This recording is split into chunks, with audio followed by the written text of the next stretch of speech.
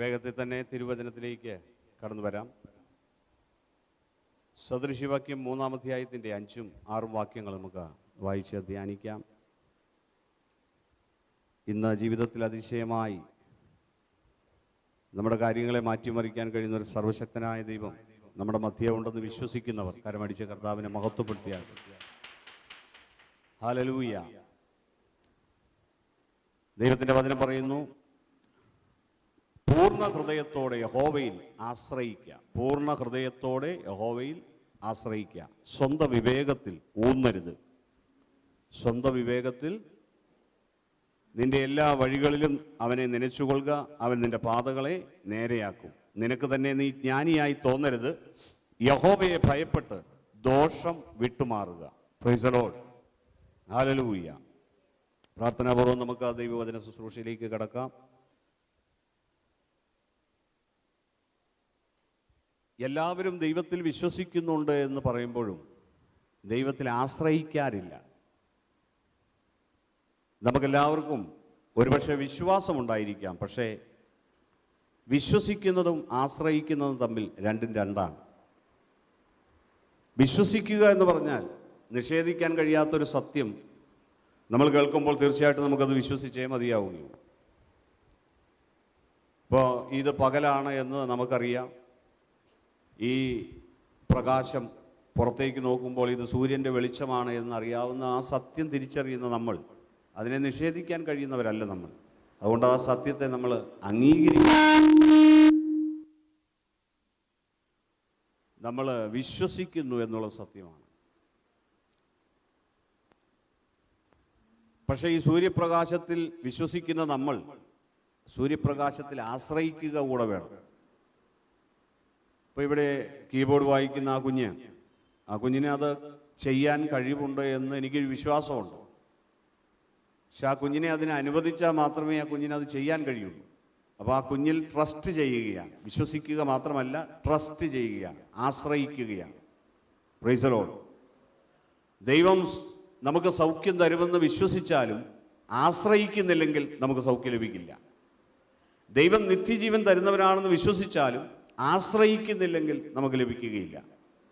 ദൈവം നമ്മുടെ ജീവിതത്തിലെ എല്ലാ പ്രശ്നങ്ങൾക്കും പരിഹാരം തരാൻ മതിയായവനെന്ന് വിശ്വസിച്ചാലും ആശ്രയിക്കുന്നില്ലെങ്കിൽ നമുക്കത് ലഭിക്കുകയില്ല.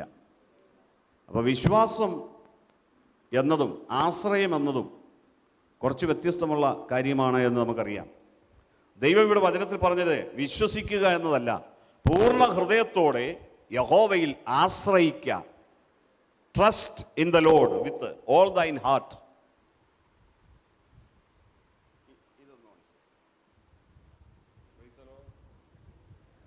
ഹല്ലേലൂയ.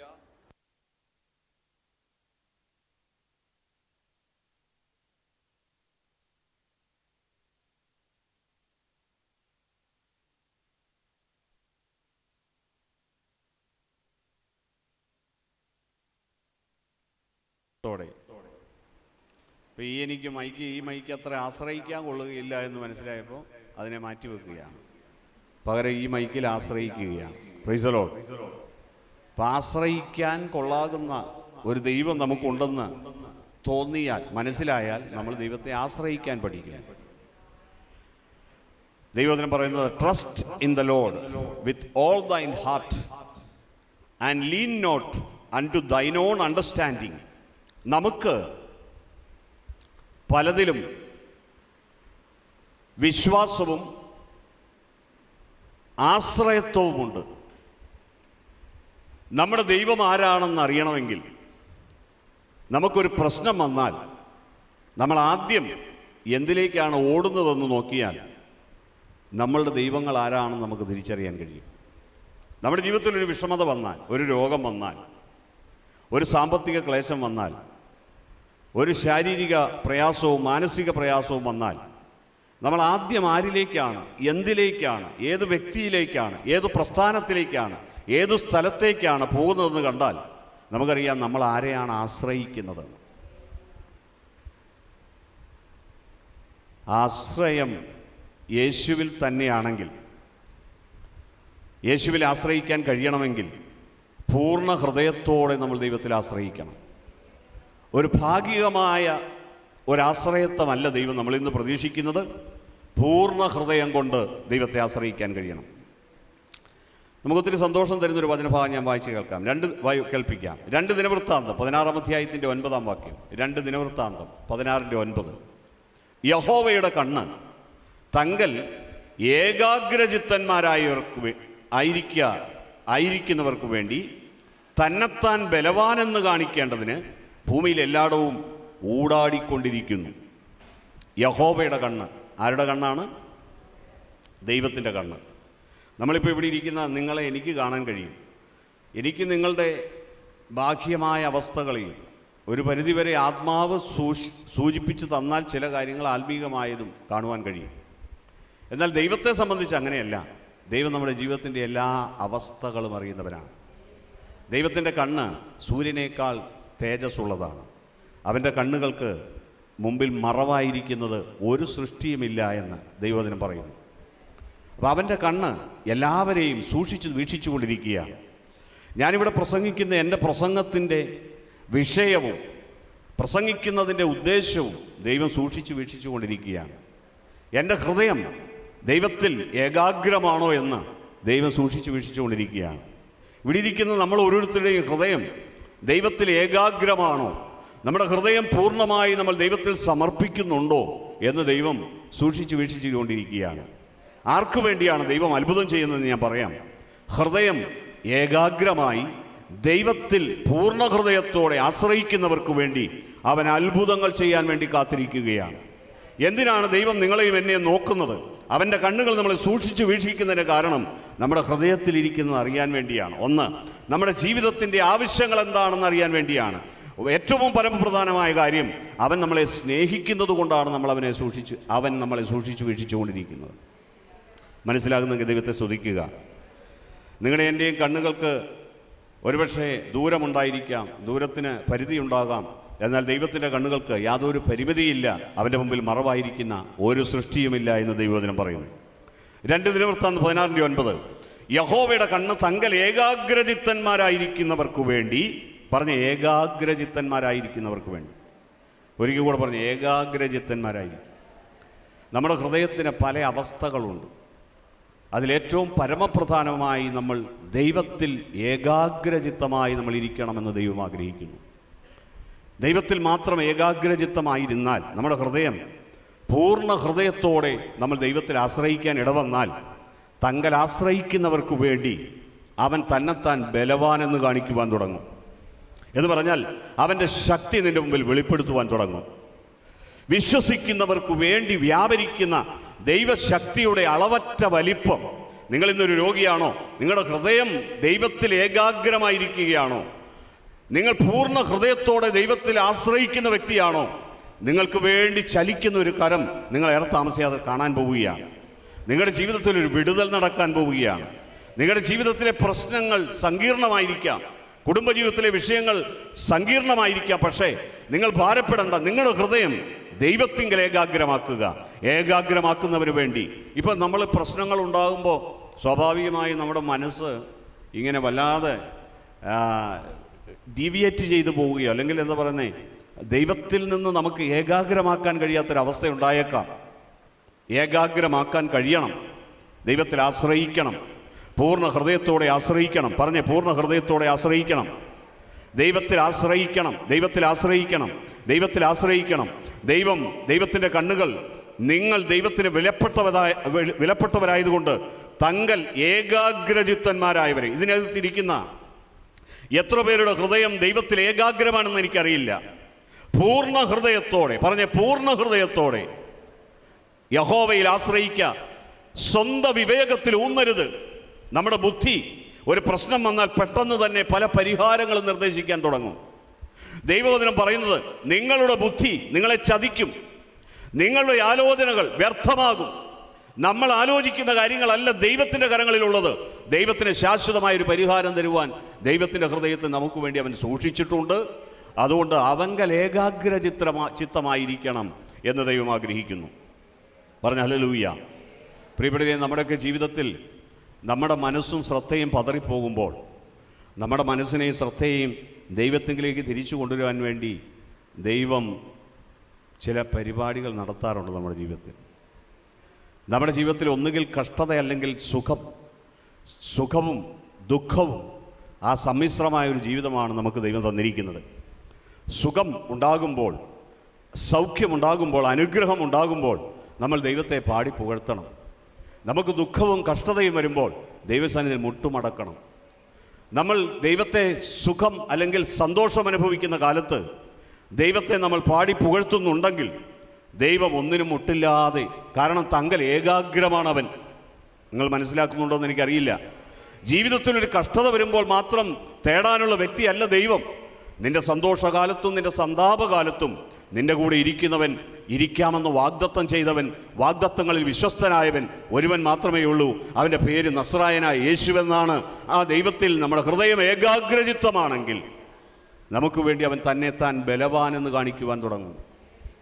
നമ്മൾ നശിച്ചു പോകേണ്ട സ്ഥാനത്ത്, നമ്മൾ തകർന്നു പോകേണ്ട ഇടങ്ങളിൽ ദൈവത്തിൻ്റെ അത്ഭുതകരം നമുക്ക് വേണ്ടി വെളിപ്പെട്ട് നമ്മളെ അത്ഭുതകരമായി ഉയർത്തുവാൻ തുടങ്ങുന്നു. ഉദരത്തോട് ബന്ധപ്പെട്ട് ഇതിനകത്തിരിക്കുന്ന രോഗം ബാധിച്ചിരിക്കുന്ന ഏതെങ്കിലും വ്യക്തികളുണ്ടെങ്കിൽ നിങ്ങൾ വിശ്വസിക്കുക, ഇന്ന് നിങ്ങളുടെ പ്രശ്നത്തിന് പരിഹാരം ദൈവം വരുത്തുകയാണ്. നിങ്ങളുടെ ഫോക്കസ്, നിങ്ങളുടെ ശ്രദ്ധ ദൈവത്തിലേക്ക് കൊണ്ടുവന്നാൽ മതി. ഞാൻ പറഞ്ഞു കേട്ടത് പ്രജു ബ്രദറിൻ്റെ ഇവിടെ നിന്ന് ഈ കീബോർഡ് വായിക്കുന്ന കുറച്ച് നാളുകൾക്ക് മുമ്പ് ഇങ്ങനെയൊന്നും ആയിരുന്നില്ല. അവൻ്റെ ചെറിയ പ്രായത്തിൽ ഓടി നടക്കുന്ന ഒരു കൊച്ചു ആൺകുട്ടിയുടെ ഒരു പ്രായത്തിൽ കുസൃതി തരങ്ങൾ കാണിച്ച് ഓടി നടക്കുന്ന പുള്ളി എവിടെയാണ് പോയി ഒളിച്ചിരിക്കുക എന്നറിയത്തില്ല. അതുപോലത്തെ, ഞാൻ പറയുന്നത് നെഗറ്റീവായിട്ടല്ല പോസിറ്റീവായിട്ട് മനസ്സിലാക്കുക. കൊച്ചിനെ നോക്കുമ്പോൾ ചിലപ്പോൾ കാണില്ല, പുള്ളി പൂച്ചട്ടിയുടെ മറവിൽ പോയിരിക്കും. അങ്ങനെയുള്ള കുഞ്ഞിനെ ഇന്ന് പക്വതയോടുകൂടെ ഇവിടെ കൊണ്ടുവന്ന് നിർത്തിയിരിക്കുന്ന ഒരു മാറ്റം ആ കുഞ്ഞിൽ നമുക്ക് കാണുവാൻ കഴിയുന്നു. ഇപ്പോൾ അവൻ്റെ മനസ്സ് ശ്രദ്ധ തെറ്റിയതല്ല, ശ്രദ്ധയോടുകൂടി അവനിപ്പോൾ ദൈവത്തെ, അവൻ്റെ മനസ്സ് ഏകാഗ്രമായി കഴിഞ്ഞിരിക്കുകയാണ്. നമ്മൾ പലപ്പോഴും നമ്മുടെ ജീവിതത്തിൽ പക്വതയില്ലായ്മയുടെ നാളുകളിൽ നമ്മൾ ദൈവത്തിൽ നിന്ന് ഓടി ഒളിക്കാനും എവിടെയൊക്കെയോ ഒളിച്ചിരിക്കാനും ശ്രദ്ധിക്കുമ്പോൾ, നമ്മുടെ ഹൃദയം ഏകാഗ്രമായി തുടങ്ങുമ്പോൾ നമ്മൾ പരസ്യമായി ദൈവത്തിന് വേണ്ടി രംഗത്ത് വരാൻ തുടങ്ങുകയാണ്. ദൈവത്തിന് വേണ്ടി എക്സ്പോസ്ഡ് ആകാൻ തുടങ്ങുകയാണ്. ദൈവം നമ്മളെ അനുഗ്രഹിക്കാൻ തുടങ്ങുകയാണ്. നമ്മുടെ ജീവിതത്തിന് രണ്ട് വശങ്ങളുണ്ട്. ആരും അറിയാതെ നമുക്ക് എവിടെയും ഒളിച്ചിരിക്കാം. പക്ഷേ ദൈവത്തിൻ്റെ മുമ്പിൽ നമുക്ക് നമ്മുടെ ഹൃദയത്തെ തുറന്ന് പുറത്തേക്ക് വരുമെങ്കിൽ ദൈവത്തിന് നമ്മുടെ ഹൃദയം അറിയുന്നവനാണ്. ലോകത്തിന് നമ്മുടെ ഹൃദയം അറിയില്ലെങ്കിലും ദൈവം നമ്മുടെ ഹൃദയത്തെ നന്നായി മനസ്സിലാക്കുന്നവനാണ്. എന്നെ നന്നായി മെനയുന്നോനേ, എന്നെ നന്നായി കുറവുകൾ മാറ്റും എന്നുടമസ്ഥനെ, വില നൽകിയ എൻ യജമാനനെ. കുറവുകൾ മാറ്റും എന്നുടമസ്ഥനെ, വില നൽകിയ എൻ യജമാനനെ. എന്നപ്പനെ നിൻ പൊന്നു പാദത്തിൽ അതായി തന്നെ ഞാൻ എന്നെ മുറ്റും നൽകുന്നേ, എന്നെ മുറ്റും നൽകുന്നേ. Price the Lord. അടുത്തിരിക്കുന്ന ആളോട് പറ, ഹൃദയം മുഴുവൻ ദൈവത്തിൽ ആശ്രയിക്കണം. പൂർണ്ണ ഹൃദയത്തോടെ യഹോവയിൽ ആശ്രയിക്കണം. പൂർണ്ണ ഹൃദയത്തോടെ യഹോവയിൽ നമ്മൾ ആശ്രയിച്ചില്ലെങ്കിൽ എന്താ പ്രശ്നം? പൂർണ്ണ ഹൃദയത്തോടെ ആശ്രയിക്കുന്നവർക്ക് വേണ്ടിയാണ് തന്നെത്താൻ ബലവാനെന്ന് വെളിപ്പെടുത്തുവാൻ പോകുന്നത്. നിങ്ങൾ ഭാഗിക ഹൃദയം കൊണ്ട് ദൈവത്തെ സേവിച്ചാൽ ദൈവം ഒരിക്കലും ലിപ് സർവീസ്, നമ്മുടെ അധരം കൊണ്ടുള്ള ചർവിത ചർവണങ്ങളെ, അധരം കൊണ്ടുള്ള ശുശ്രൂഷയെ, സേവയെ ദൈവം മാനിക്കുകയില്ല. മത്തായിയുടെ സുവിശേഷം 15-ാം അധ്യായം 7 മുതലുള്ള വാക്യങ്ങളിൽ നമുക്കിങ്ങനെ കാണാൻ കഴിയും. കപടഭക്തിക്കാരെ, നിങ്ങളെക്കുറിച്ച് യെശയ്യാവ്, ഈ ജനം അധരം കൊണ്ട് എന്നെ ബഹുമാനിക്കുന്നു, എങ്കിലും അവരുടെ ഹൃദയം എന്നെ വിട്ടകന്നിരിക്കുന്നു. മാനുഷകൽപ്പനകളായ ഉപദേശങ്ങളെ അവർ പഠിപ്പിക്കുന്നത് കൊണ്ട് എന്നെ വ്യർത്ഥമായി ഭജിക്കുന്നു എന്നിങ്ങനെ പ്രവചിച്ചത് ഒത്തിരിക്കുന്നു. തിയോളജിയാണ് പഠിപ്പിക്കുന്ന, പക്ഷേ പഠിപ്പിക്കൽ മാത്രമേ ഉള്ളൂ, ജീവിതമില്ല. എന്നോട് ഉണ്ട് ഗലീലിയ പറഞ്ഞേ, പാടുന്നുണ്ട്, പ്രാർത്ഥിക്കുന്നുണ്ട്, പ്രസംഗിക്കുന്നുണ്ട്, പ്രവചിക്കുന്നുണ്ട്, പക്ഷേ ഹൃദയം കൊണ്ട് ദൈവത്തിൽ നിന്ന് അകന്നിരിക്കുകയാണ്. നിങ്ങൾക്ക് വല്ലതും മനസ്സിലാകുന്നുണ്ടോ എന്ന് എനിക്കറിയത്തില്ല.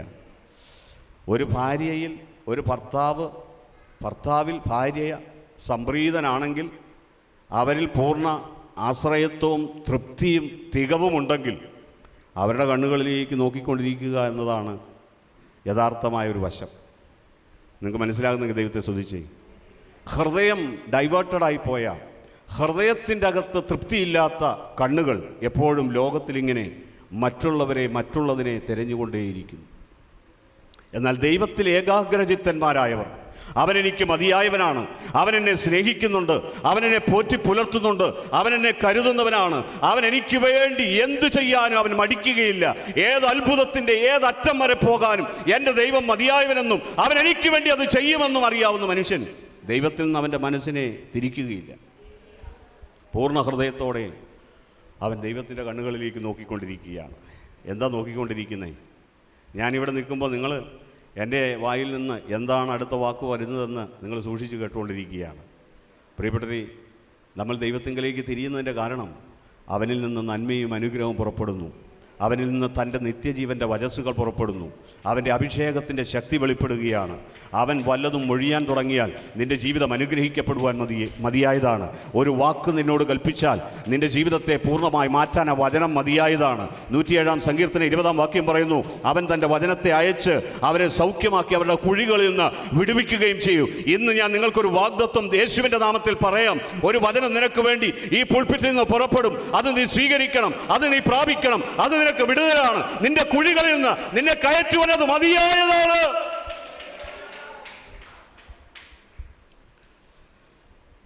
ദൈവവചനം പറയുന്നു, ഈ ജനം എന്നെ അധരം കൊണ്ട്, അടുത്തിരിക്കുന്ന ആളോട് പറ, അധരം കൊണ്ട് ദൈവത്തെ സേവിക്കാൻ നിൽക്കരുത്. അധരം എന്ന് പറഞ്ഞാൽ അറിയാവോ? എല്ലാം ഇംഗ്ലീഷ് മീഡിയം ആയതുകൊണ്ട് ഇപ്പം മലയാളം പിന്നെയും അത് വ്യാഖ്യാനിച്ചു കൊടുക്കണം. എന്നോട് കർത്താവ് പറഞ്ഞു, പ്രസംഗിക്കുന്നതെന്ന് ചിലർക്ക് മനസ്സിലാകുന്നില്ല. കാരണം അവർ ഇംഗ്ലീഷ് മീഡിയമാണ്. മലയാളം മീഡിയം ആണെങ്കിൽ മലയാളത്തിൽ പ്രസംഗിക്കുമ്പോൾ മനസ്സിലാവുള്ളൂ. മലയാളത്തെ വീണ്ടും ഒന്നുകൂടെ വ്യാഖ്യാനം ചെയ്യേണ്ടി വരികയാണ്. അധരം എന്ന് പറഞ്ഞതുപോലും ചിലർക്ക് അറിയത്തില്ലായിരിക്കാം. അധരം എന്ന് പറയുന്നത് വായ്, ലിപ്സ് സർവീസ്. അധരം കൊണ്ട് ദൈവത്തെ ബഹുമാനിക്കാൻ എളുപ്പമാണ്. പക്ഷെ ഹൃദയം കൊണ്ട് ദൈവത്തെ സേവിക്കുന്നവരെയാണ് ദൈവം നോക്കുന്നത്. എത്ര പേർക്ക് മനസ്സിലാകുന്നുണ്ട്? നീ എന്തുകൊണ്ടാണ് ഗുണപ്പെടാത്തതെന്ന് എന്നോട് പിണങ്ങരുത്. നീ ഗുണപ്പെട്ടിട്ടില്ലെങ്കിൽ, നിൻ്റെ വഴികളിൽ ദൈവത്തിൻ്റെ അത്ഭുതകരം നിനക്ക് വെളിപ്പെടുന്നില്ലെങ്കിൽ നിൻ്റെ ഹൃദയം ദൈവത്തിൻ്റെ സന്നിധിയിൽ നേരുള്ളതായി തീർന്നിട്ടില്ല. ശിമയോൻ എന്ന് പറയുന്ന, നമുക്ക് ആ ഒരു സംഭവത്തെ നിങ്ങൾക്ക് പരിചയപ്പെടുത്താം. അപ്പോസ്തലപ്രവൃത്തി എടുത്താൽ 8-ാം അധ്യായം എടുക്കുക. 8-ാം അധ്യായം. ഹല്ലേലൂയ. അപ്പോസ്തലനായ പത്രോസ്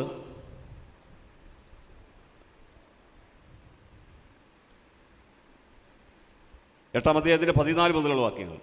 അനന്തരം യെരൂശലേമിലുള്ള അപ്പോസ്തലന്മാർ ശമരിയർ ദൈവവചനം കൈക്കൊണ്ടുവന്ന് കേട്ട് പത്രോസിനെയും യോഹന്നാനെയും അവരുടെ അടുക്കൽ അയച്ചു. അവർ ചെന്ന പരിശുദ്ധാത്മാവ് അവർക്ക് ലഭിക്കേണ്ടതിനായി അവർക്കായി പ്രാർത്ഥിച്ചു. അന്നുവരെ അവരിൽ ആരുടെ മേലും ആത്മാവ് വന്നിരുന്നില്ല. അവർ കർത്താവായ യേശുവിൻ്റെ നാമത്തിൽ സ്നാനമേറ്റിരുന്നതേ ഉള്ളൂ. ഇതിനകത്തിരിക്കുന്ന ആരെങ്കിലും പരിശുദ്ധാത്മാവിനെ പ്രാപിച്ചിട്ടില്ലെങ്കിൽ, പരിശുദ്ധാത്മാവിനെ കൊടുക്കാൻ ദൈവം നിയോഗിച്ച് അധികാരപ്പെടുത്തിയ ദൈവത്തിൻ്റെ മക്കളുണ്ട്, ദൈവത്തിൻ്റെ അധികാരസ്ഥരുണ്ട് എന്ന് മനസ്സിലാക്കുക. പറഞ്ഞ ഹല്ലേലൂയ. അവരുടെ മേൽ കൈവച്ചപ്പോൾ അവർക്ക് പരിശുദ്ധാത്മാവ് ലഭിച്ചു. കൈവച്ചപ്പോൾ പരിശുദ്ധാത്മാവ് ലഭിച്ചു. പരിശുദ്ധാത്മാവുള്ളൊരു വ്യക്തി നിന്റെ മേൽ കൈവച്ചാൽ പരിശുദ്ധാത്മാവിനെ നിനക്ക് ലഭിക്കും. Praise the Lord. അപ്പോസ്തലന്മാർ കൈവച്ചതിനാൽ പരിശുദ്ധാത്മാവ് ലഭിച്ചത് ശീമോൻ കണ്ടാറേ. ആരാ ശീമോൻ? നിങ്ങൾക്കറിയാമല്ലോ. ഈ മനുഷ്യൻ ഒരാഭിചാരകനായ ഒരു മനുഷ്യനായിരുന്നു എന്ന് 8:9 പറയുന്നുണ്ട്. ശീമോൻ എന്ന് പേരുള്ളൊരു പുരുഷൻ ആ പട്ടണത്തിൽ ആഭിചാരം ചെയ്ത് താൻ മഹാനെന്ന് പറഞ്ഞ് ശമരിയ ജാതിയെ ഭ്രമിപ്പിച്ചു പോന്നു. ഈ മനുഷ്യൻ മാനസാന്തരപ്പെടുകയും അല്ലെങ്കിൽ ഇവരിലൂടെ പ്രവർത്തിക്കുന്ന ദൈവപ്രവൃത്തികളും അടയാളങ്ങളും കണ്ട് അവൻ വിശ്വസിച്ച് സ്നാനമേറ്റുവെന്ന് ബൈബിൾ പറയുന്നത്. വിശ്വസിച്ച് സ്നാനമേറ്റ് ഫിലിപ്പോസിനോട് ചേർന്ന് നിന്നു. അതിനുശേഷമാണ് ഇവിടെ അപ്പോസ്തലന്മാർ ശമരിയർക്ക് വേണ്ടി പ്രാർത്ഥിക്കാൻ വേണ്ടി വരുന്നത്.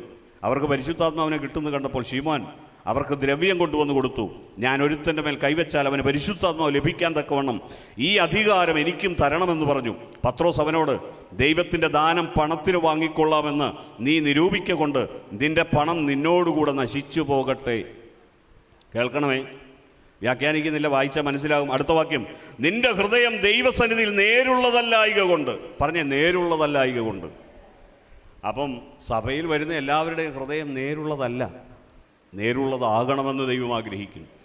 ഇവിടെ ഇരിക്കുന്ന പ്രിയപ്പെട്ട സഹോദര, നിന്റെ ഹൃദയം നേരുള്ളതാണെങ്കിൽ നേരോടെ നടക്കുന്നവർക്ക് യഹോവ ഒരു നന്മയും മുടക്കുകയില്ല എന്ന് ബൈബിൾ പറയുന്നു.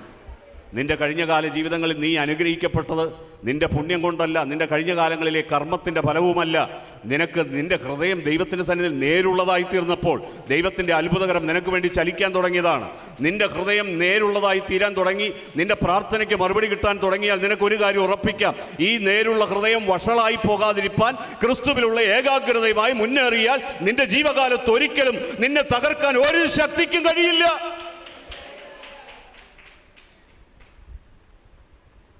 സ്നാനപ്പെട്ടോ എന്നുള്ളതല്ല വിഷയം, നിന്റെ ഹൃദയം നേരുള്ളതായോ എന്നുള്ള വിഷയം. നീ പ്രസംഗിച്ചോ പ്രാർത്ഥിച്ചോ പാടിയോ എന്നുള്ളതല്ല വിഷയം, നിന്റെ ഹൃദയം ദൈവത്തിൻ്റെ സന്നിധിയിൽ നേരുള്ളതാണോ എന്നാണ് വിഷയം. മനസ്സിലാകുന്നെങ്കിൽ ദൈവത്തെ സ്തുതിച്ചേ. കാര്യം മനസ്സിലാകുന്നു. ഇന്ന് ചിലരുടെ ഹൃദയങ്ങളെ ദൈവം നേരുള്ളതാക്കാൻ പോവുകയാണ്. കർത്താവ് ഇന്ന് പ്രഭാതം മുതൽ ഈ വചനത്തിലൂടെ ദൈവം ഇടപെട്ടുകൊണ്ടിരിക്കുകയാണ്. ഇവിടെ ഇരിക്കുന്ന നിങ്ങളുടെ ഹൃദയങ്ങൾ നേരുള്ളതായി തീരാൻ തുടങ്ങിയാൽ നിങ്ങളുടെ ജീവിതത്തിൽ അത്ഭുതകരമായ മാറ്റങ്ങൾ നിങ്ങൾക്ക് ദർശിക്കുവാൻ തുടങ്ങുകയാണ്. പ്രിയപ്പെട്ടവരെ, ദൈവം നോക്കുന്നത് തങ്കൽ ഏകാഗ്രചിത്തന്മാരെയാണ്. പറഞ്ഞ ഏകാഗ്രചിത്തൻ എന്ന് പറഞ്ഞാൽ എത്ര സൗന്ദര്യമുള്ളൊരു സ്ത്രീയെ കണ്ടാലും മനസ്സ് ഒരു ഭർത്താവിൻ്റേത് ഒരിക്കലും തെറ്റിപ്പോകാത്തവണ്ണം തൻ്റെ ഭാര്യയിൽ മാത്രം തീർച്ചയായിട്ടും ശ്രദ്ധ കേന്ദ്രീകരിച്ചിരിക്കുകയാണ്. അവളുടെ സ്നേഹം, അവൾ മതി, അവളുടെ സൗന്ദര്യം, അവളുടെ കഴിവുകൾ, അവളെ എനിക്ക് ദൈവം തന്നതാണെന്ന് അവൻ്റെ ഹൃദയത്തിൻ്റെ അകത്ത് നല്ല ഉറപ്പുണ്ടെങ്കിൽ അവനൊരിക്കലും ഒരു സ്ത്രീയിലേക്ക് തെറ്റിപ്പോകേണ്ട ആവശ്യമില്ല. നിങ്ങളും ഞാനും ദൈവത്തിൽ ഏകാഗ്രചിത്തന്മാരായിരിക്കുന്നത് ദൈവത്തോടുള്ള സ്നേഹം മുഖാന്തരമാണെങ്കിൽ മറ്റൊരു ദൈവത്തെ സേവിക്കാനും സ്നേഹിക്കാനും നിന്നെയും എന്നെ കിട്ടില്ല. ദുഷ്ടപിശാചേ, ഇനി ഞങ്ങളെ തെറ്റിക്കാൻ കഴിയില്ല. ഞങ്ങളുടെ ഹൃദയം ദൈവത്തിങ്കൽ ഏകാഗ്രമാണ്. മനസ്സിലാകുന്നെങ്കിൽ ദൈവത്തെ സ്തുതിച്ചേ. ദൈവത്തെ പൂർണ്ണ ഹൃദയത്തോടും പൂർണ്ണ ശക്തിയോടും പൂർണ്ണ ആത്മാവോടും പൂർണ്ണ മനസ്സോടും കൂടെ സ്നേഹിക്കണമെന്നതാ ദൈവത്തിൻ്റെ പ്രമാണം. ദാവീദ് ദൈവത്തിൻ്റെ ഹൃദയപ്രകാരമുള്ള മനുഷ്യനായിരുന്നു. His heart was after God's own heart. ദൈവത്തിൻ്റെ സ്വന്തം ഹൃദയത്തിന് പിന്നാലെയായിരുന്നു ദാവീദിൻ്റെ ഹൃദയമെന്ന് നമുക്ക് കണ്ടെത്താൻ കഴിയും. ദാവീദിൻ്റെ മകനായ ശലോമോനിൽ ദൈവത്തിൻ്റെ പ്രസാദമായില്ല. നമ്മൾ ആ വേദഭാഗത്തിലേക്കൊക്കെ കടന്നു വരാം. അതിനു മുമ്പ് മറ്റൊരു വാക്യം ഞാൻ വായിക്കട്ടെ. നിങ്ങൾക്ക് പരിചയമുണ്ട്. സദൃശവാക്യം 4-ാം അധ്യായത്തിൻ്റെ 23-ാം വാക്യം. സദൃശവാക്യം 4:23 എടുക്കാം. നിങ്ങൾ എൻ്റെ കൂടെ ബൈബിൾ എടുത്ത് നിങ്ങൾ വായിക്കണം. കാരണം ഇത് ഒരു ലൈഫ് ചേഞ്ചിങ് മെസ്സേജായിട്ട് നമുക്ക് പരിശുദ്ധാത്മ തരികയാണ്. നമ്മുടെ ജീവിതം മാറണം, ജീവിതത്തിൽ ഇനിയും മാറ്റം വരണം, അനുഗ്രഹിക്കപ്പെടണമെന്ന് ആഗ്രഹിക്കുന്നവരൊക്കെ ചെയ്യേണ്ടത് നമ്മുടെ ഹൃദയത്തെ തിരുത്തുവാൻ തയ്യാറാകണം. ദൈവത്തിൻ്റെ സന്നിധി നമ്മുടെ ഹൃദയം നേരുള്ളതാകുമ്പോൾ സദൃശവാക്യം 4:23 പറയുന്നു, സകല ജാഗ്രതയോടും കൂടെ നിന്റെ ഹൃദയത്തെ കാത്തുകൊള്ളുക. എന്ത് ജാഗ്രതയോടെയാ? സകല ജാഗ്രതയോടും കൂടെ. സകല ജാഗ്രതയോടും കൂടെ നിങ്ങളുടെ പേഴ്സ് സൂക്ഷിക്കുന്നതിനേക്കാൾ വലുതായിട്ട്, കുളിച്ചിട്ടിറങ്ങി വന്ന് നിന്റെ ശരീരത്തിൽ ചെളി പുരളാതിരിക്കാൻ നീ ശ്രദ്ധിക്കുന്നതിനേക്കാൾ ശ്രേഷ്ഠമായിട്ട് നിന്റെ ഹൃദയത്തെ നീ ജാഗ്രതയോടെ കാത്തുകൊള്ളണം. എൻ്റെ കൂടെ ഉണ്ടെങ്കിൽ ഹല്ലേലൂയ പറഞ്ഞേ. ഇവിടെ ഇരിക്കുന്നവരുടെ ഞാനൊരു ചോദ്യം ചോദിക്കട്ടെ. നമ്മൾ എല്ലാവരും are we right with God? നമ്മൾ ദൈവത്തിനോട് നമ്മുടെ ഹൃദയത്തിൽ നേരുള്ളവരാണോ എന്നൊരാലോചന നമ്മുടെ ഉള്ളിൽ കൊണ്ടുവന്നാൽ നമ്മുടെ മനസ്സ് പലപ്പോഴും പലതിലേക്കും നമ്മൾ തിരിഞ്ഞു പോകുന്നത് നമ്മൾ കാണുന്നുണ്ട്. നമ്മുടെ മനസ്സ് ദൈവത്തിൽ ഏകാഗ്രമല്ല. ഞായറാഴ്ച ഇന്ന് ഇവിടെ വന്ന് ആരാധിക്കുന്ന നിങ്ങൾ നാളെ ദൈവത്തോടുള്ള ഏകാഗ്രത നഷ്ടപ്പെടുന്നവരാകരുത്. വണ്ടി ഓടിക്കുന്ന ഡ്രൈവർ സമചിത്തത കൈവരിക്കണം. അവൻ ഓടിക്കുന്ന വാഹനത്തെ കൃത്യസ്ഥാനത്ത് എത്തിക്കണം. അപകടമില്ലാതെ ലക്ഷ്യസ്ഥാനത്ത് എത്തണമെന്ന് ആഗ്രഹിക്കുന്ന ഡ്രൈവർ എന്ത് ചെയ്യും? ജാഗ്രതയോടെ അതിനെ ഓടിക്കും. മനസ്സിലാകുന്നെങ്കിൽ ദൈവത്തെ സ്തുതിച്ചേ. ജീവിതമാണിത്. മറ്റത് ഒരുപക്ഷെ വാഹനം ഒരപകടത്തിൽപ്പെട്ടാലും ചിലപ്പോൾ ഒരു അപകടത്തിൻ്റെ അകത്ത് നിനക്കൊന്നും പറ്റിയില്ലെന്ന് വരാം. ചിലപ്പോൾ വാഹനത്തിൽ കുറച്ച് പരിക്കുകൾ പറ്റിയേക്കാം. ഈ ജീവിതത്തിൽ ചിലപ്പോൾ നീ സർവൈവ് ചെയ്തേക്കാം. ഒരു അപകടം വന്നാലും അതിനെയൊക്കെ അതിജീവിച്ചേക്കാം. പക്ഷേ ജീവിതത്തിൻ്റെ അകത്ത് ഹൃദയത്തെ ജാഗ്രതയോടെ സൂക്ഷിച്ചില്ലെങ്കിൽ വലിയൊരു അപകടത്തിലാണ് പോകുന്നത്. ഒന്നാമത്തെ കാര്യം, നിത്യത നഷ്ടപ്പെടും. നിങ്ങൾക്ക് ഹല്ലേലൂയ പറയുമ്പോൾ ഒരു പവറില്ല. നിത്യത എന്ന് പറയുന്ന കാര്യം എന്താണെന്നുള്ളത് ചോദിച്ചാൽ, നിത്യത എന്നറിയാവുന്ന ഒരാളുകളൊന്ന് കൈ ഉയർത്തിക്കുക. നിത്യത എന്ന് പറയുന്നത് എന്താണ്? മരണാനന്തരമുള്ള ജീവിതം. ഒന്നുകിൽ ക്രിസ്തുവിനോടുകൂടെ അല്ലെങ്കിൽ നരകാഗ്നിയിലാണ്. നമ്മുടെ എല്ലാവരുടെയും ചിന്ത നമ്മളെല്ലാം സ്വർഗത്തിൽ പോകുമെന്നാണ്.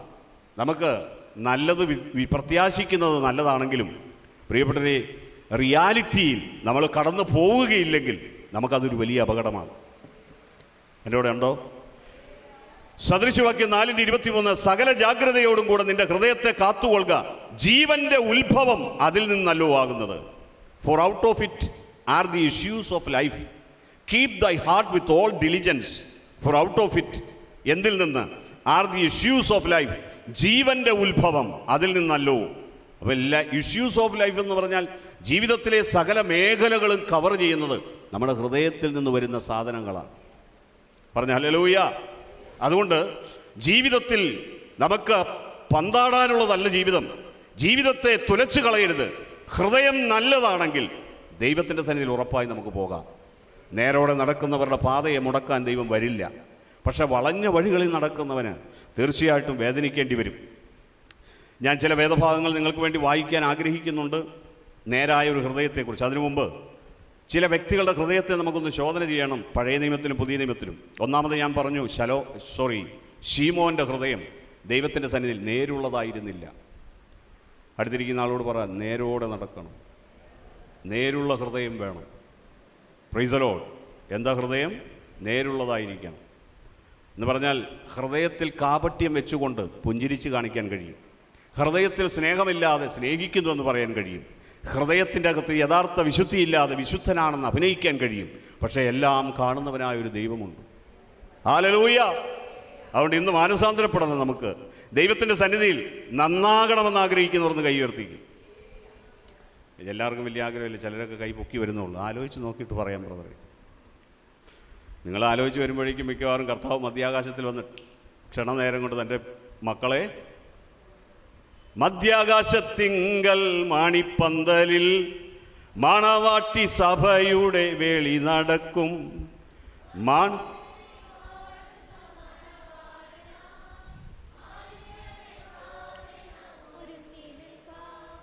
വാനത്തിൽ മേഘത്തിൽ മധ്യവാനത്തിൽ വന്നിടും കാന്തനായി ഒരുങ്ങിടുക.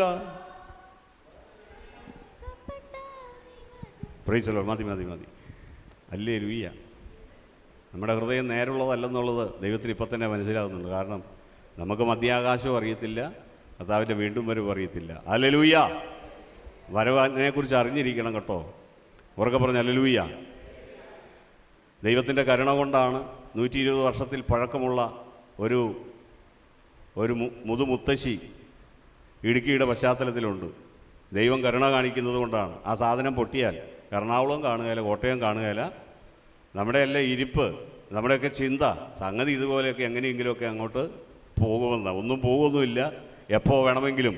നിങ്ങൾക്കറിയാമല്ലോ, ഈ അടുത്ത നാളിൽ ലിബിയയിൽ 3 അണക്കെട്ടുകളാണ് ഒരേ പട്ടണത്തിന് നേരെ പൊട്ടി ഒഴുകിയിട്ട് അവിടുത്തെ ജനങ്ങൾ ഇന്നും ഒരു ശവത്തിൻ്റെ ഒരു ബാക്കി ഭാഗങ്ങൾ കണ്ടെത്താൻ കഴിയാതെ ആയിരക്കണക്കിന് പേർ മണ്ണിനടിയിലാണ്.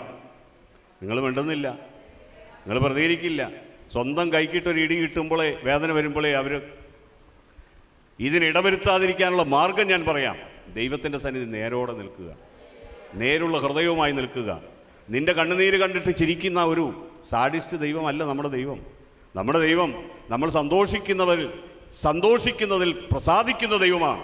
നമ്മൾ സന്തുഷ്ടിയോടെ ജീവിക്കുന്നത്, നമ്മൾ ദൈവത്തിൻ്റെ സാക്ഷ്യമായി മാറുന്നതാണ് ദൈവം ആഗ്രഹിക്കുന്നത്.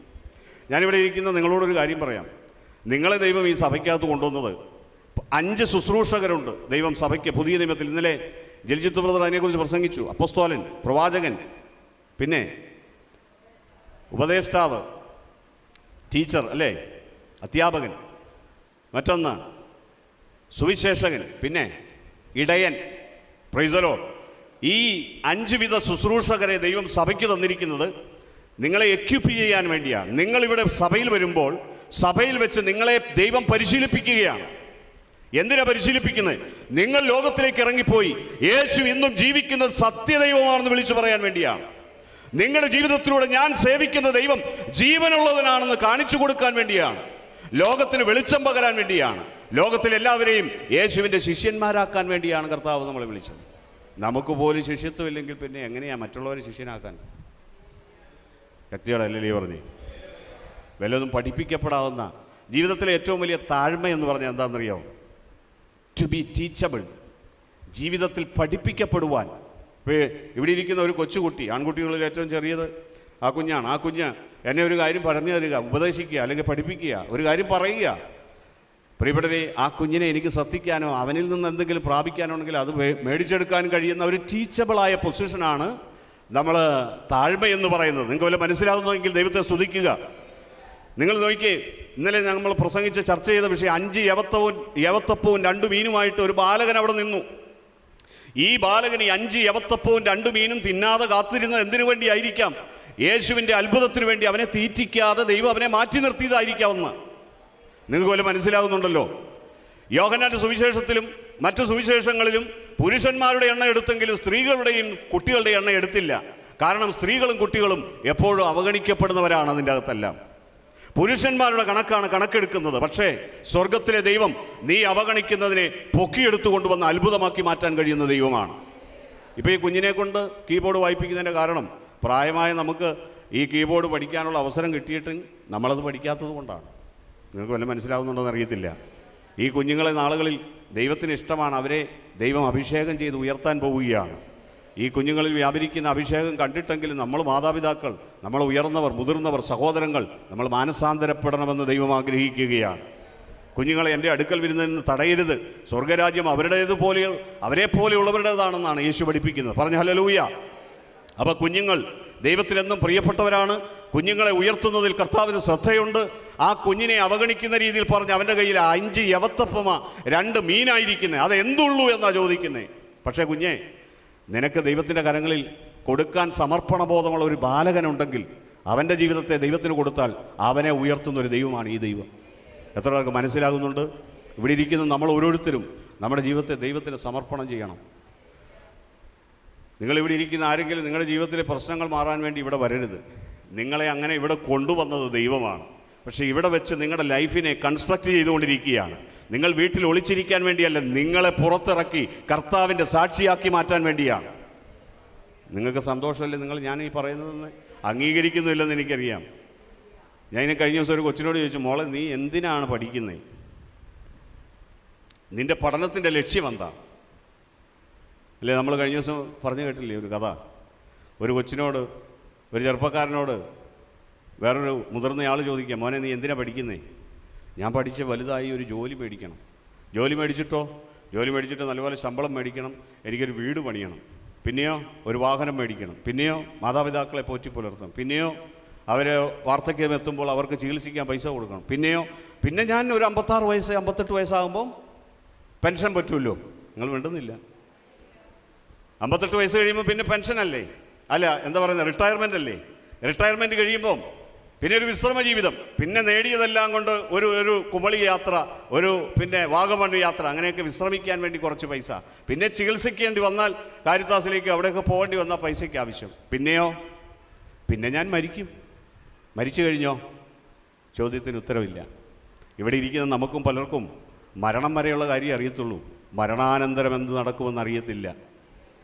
നിങ്ങളൊന്നും മിണ്ടുന്നില്ല. പുഴുവും തുരുമ്പും കെടുക്കാത്ത സ്വർഗത്തിൽ നീ നിക്ഷേപം കരുത്. നിനക്ക് കാരിത്താസിൽ പോകാതെ നിന്നെ സുഖപ്പെടുത്താൻ കഴിയുന്ന ഒരു ദൈവമുണ്ടെന്ന് ദൈവം തെളിയിക്കും. പുഴുവും തുരുമ്പും കെടുക്കാത്ത സ്വർഗത്തിൽ നിന്ന് നിക്ഷേപത്തെ കരുത്. നിനക്ക് ചുറ്റും ആരുമില്ലെന്ന് വന്നാലും, നിന്റെ ജീവിതത്തിൽ വേദനിക്കുന്ന നിമിഷങ്ങളിലൂടെ കടന്നു പോകുമ്പോഴും അത്ഭുതകരമായി നിന്നെ നടത്തുവാൻ, വിടുവിക്കാൻ ഈ ദൈവം ഇറങ്ങി വരുന്നത് നിനക്ക് കാണാൻ കഴിയും. തങ്ങൾ ഏകാഗ്രചിത്തന്മാരാവുക. ഏകാഗ്രചിത്തന്മാരായവരുടെ ഹൃദയമൊന്നും തകർന്നു പോകില്ല. ആ തകർന്ന ഹൃദയങ്ങളെ അവൻ പണിയുന്നവനാണ്. യേശുവിൻ്റെ മേൽ വ്യാപരിച്ച അഭിഷേകത്തിനെക്കുറിച്ച് യെശയ്യാ പ്രവാചകൻ്റെ ചുരുൾ നിവർത്തി സിനഗോഗിൽ വെച്ച് യേശു വായിച്ച ഭാഗം ഇതാണ്: ഹൃദയം തകർന്നവർക്ക് മുറി കിട്ടുവാനും എളിയവരോട് സദ്വർത്തമാനം ഘോഷിപ്പാനും യഹോവയായ ദൈവം എന്നെ അഭിഷേകം ചെയ്തിരിക്കുകയാണ്. പറഞ്ഞ ഹല്ലേലൂയ. കുറച്ച് ഭാഗം ഞാൻ വിട്ടു. ഭാഗം നിങ്ങൾക്കറിയാം. യഹോവ ആരോടാണ് ദൈവത്തിൻ്റെ സുവിശേഷം പ്രസംഗിക്കാൻ ആഗ്രഹിക്കുന്നത്, തൻ്റെ സദ്വർത്തമാനം അറിയിക്കാൻ ആഗ്രഹിക്കുന്നത്? ഹൃദയം തകർന്നവരോട്. ഹൃദയം തകർന്നവർക്ക് യഹോവ സമീപസ്ഥനാണ്. സ്നേഹിത, നിന്റെ ഹൃദയത്തെ തകർത്ത് കളഞ്ഞത് ദൈവത്തിൻ്റെ കരം തന്നെയാണ്. നിന്റെ ഹൃദയം തകർത്തത് എന്തിനാണെന്ന് ചോദിച്ചാൽ, നിന്റെ ഹൃദയത്തിൽ ഇനിയെങ്കിലും അവന് സ്ഥാനമുണ്ടാകാൻ വേണ്ടിയാണ്. കാരണം നിനക്ക് മൂല്യം കൊടുത്ത കാര്യങ്ങളെല്ലാം നിന്നെ ചതിച്ചു, നിന്നെ വഞ്ചിച്ചു, നിന്നിൽ നിന്ന് അകന്നുപോയി. പക്ഷേ ഇനി മുതൽ നിന്നെ പോറ്റിപ്പുലർത്തുന്നത്, നടത്തുന്നത് അവൻ തന്നെയാണ്. തകർന്ന ഹൃദയവുമായി നീ ദൈവത്തിൻ്റെ സന്നിധിയിൽ ഇരിക്കുന്നുവെങ്കിൽ നിന്നെ സുഖപ്പെടുത്താൻ ആശ്വസിപ്പിക്കാൻ, ബലപ്പെടുത്താൻ അവൻ്റെ കരം നിനക്ക് വേണ്ടി ചലിക്കുകയാണ്. കരങ്ങളടിച്ചൊന്ന് ഉണർവോടെ ദൈവത്തെ സ്തുതിച്ചേ. ഞാൻ പറഞ്ഞതിൻ്റെ ഒരു രത്നച്ചുരുക്കം വീണ്ടും പറയട്ടെ. നിങ്ങളെ ദൈവം വിളിച്ചത് നിങ്ങളുടെ ജീവിതത്തിലെ പ്രശ്നങ്ങളെ മാറ്റാൻ വേണ്ടി മാത്രമല്ല. മാറിക്കഴിയുമ്പോൾ നീ ഗദരദേശത്തെ ഭൂതഗ്രസ്തനെ പോലെ 10 പട്ടണങ്ങളെ കർത്താവിന് വേണ്ടി പിടിച്ചടക്കണം. എത്ര പേർക്ക് ദൈവസന്നിധിയിൽ അങ്ങനെ ഒരു തീരുമാനം എടുക്കാൻ കഴിയും? നിങ്ങൾക്ക് വേണ്ടി ദൈവം ചെയ്ത് മറ്റുള്ളവരോട് പറഞ്ഞാൽ മതി. ബ്രദറെ, എനിക്ക് ഭയങ്കര സാക്ഷ്യമുണ്ട് കേട്ടോ. സാക്ഷ്യം നിൻ്റെ പോക്കറ്റിലിരിക്കുന്നതല്ലാതെ ആരോടും പറയാത്ത നിൻ്റെ സാക്ഷ്യം ഉറുമ്പരിച്ചു പോവുകയുള്ളൂ. പറഞ്ഞാൽ ഹല്ലേലൂയ. നിനക്ക് കർത്താവ് ചെയ്ത അത്ഭുതങ്ങളെ എണ്ണി നീ ഒന്ന് കണക്ക് നോക്കണം. നിനക്ക് 1,65,000 കണക്കൊക്കെ എഴുതാൻ അറിയാൻ മേലേ? നിനക്ക് ഒരു വർഷം കൊണ്ട് കിട്ടുന്ന ശമ്പളത്തിൻ്റെ കണക്കറിയാം.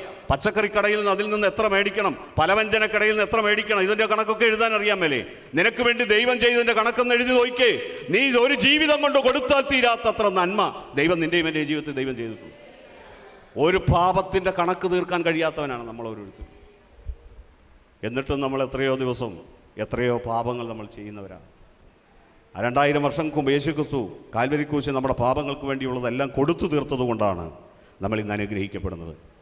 ഇനി വചനത്തിലൂടെ ഒരു യാത്ര. എത്ര പേർക്ക് സ്വന്തം ഹൃദയത്തെ പൂർണ്ണ ഹൃദയത്തോടെ ദൈവത്തിൽ ആശ്രയിക്കാൻ താല്പര്യമുണ്ട്?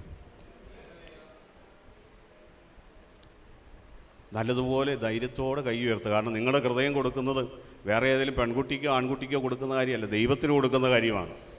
ബ്രദർ എന്തോ പറഞ്ഞല്ലോ ബ്രദറെ, എന്നാ ബ്രദറെ? ബ്രദർ പറഞ്ഞത് ഇതാ, നിന്റെ ഹൃദയം യേശുവിന് കൊടുക്കാൻ താല്പര്യമുള്ള എത്ര പേരുണ്ട്? പൂർണ്ണ ഹൃദയം. ഭാഗികമായ ഹൃദയം ദൈവത്തിന് വേണ്ട.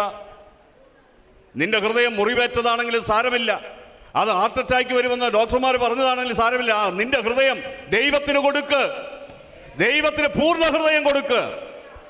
പൂർണ്ണ ഹൃദയം കൊടുത്ത ദാവീദ് എങ്ങനെയാ പൂർണ്ണ ഹൃദയം കൊടുത്തെന്നറിയാവോ? അവൻ്റെ ജീവിതത്തിലെ എല്ലാ സ്റ്റെപ്പുകളിലും ദൈവത്തോട് അവൻ ആലോചന ചോദിക്കുമായിരുന്നു.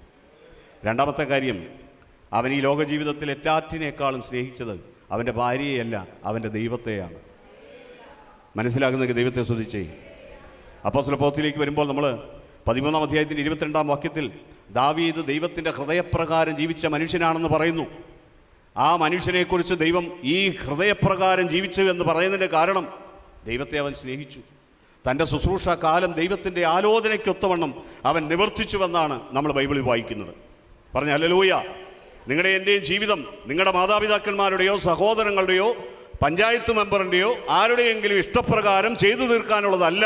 അത് നിന്റെ ദൈവത്തിൻ്റെ ആലോചന പ്രകാരം നടന്നാൽ നീ ദൈവത്തിൻ്റെ ഹൃദയപ്രകാരമുള്ള ഒരു ഹൃദയമുള്ളവനായി നീ തീരുകയാണ്.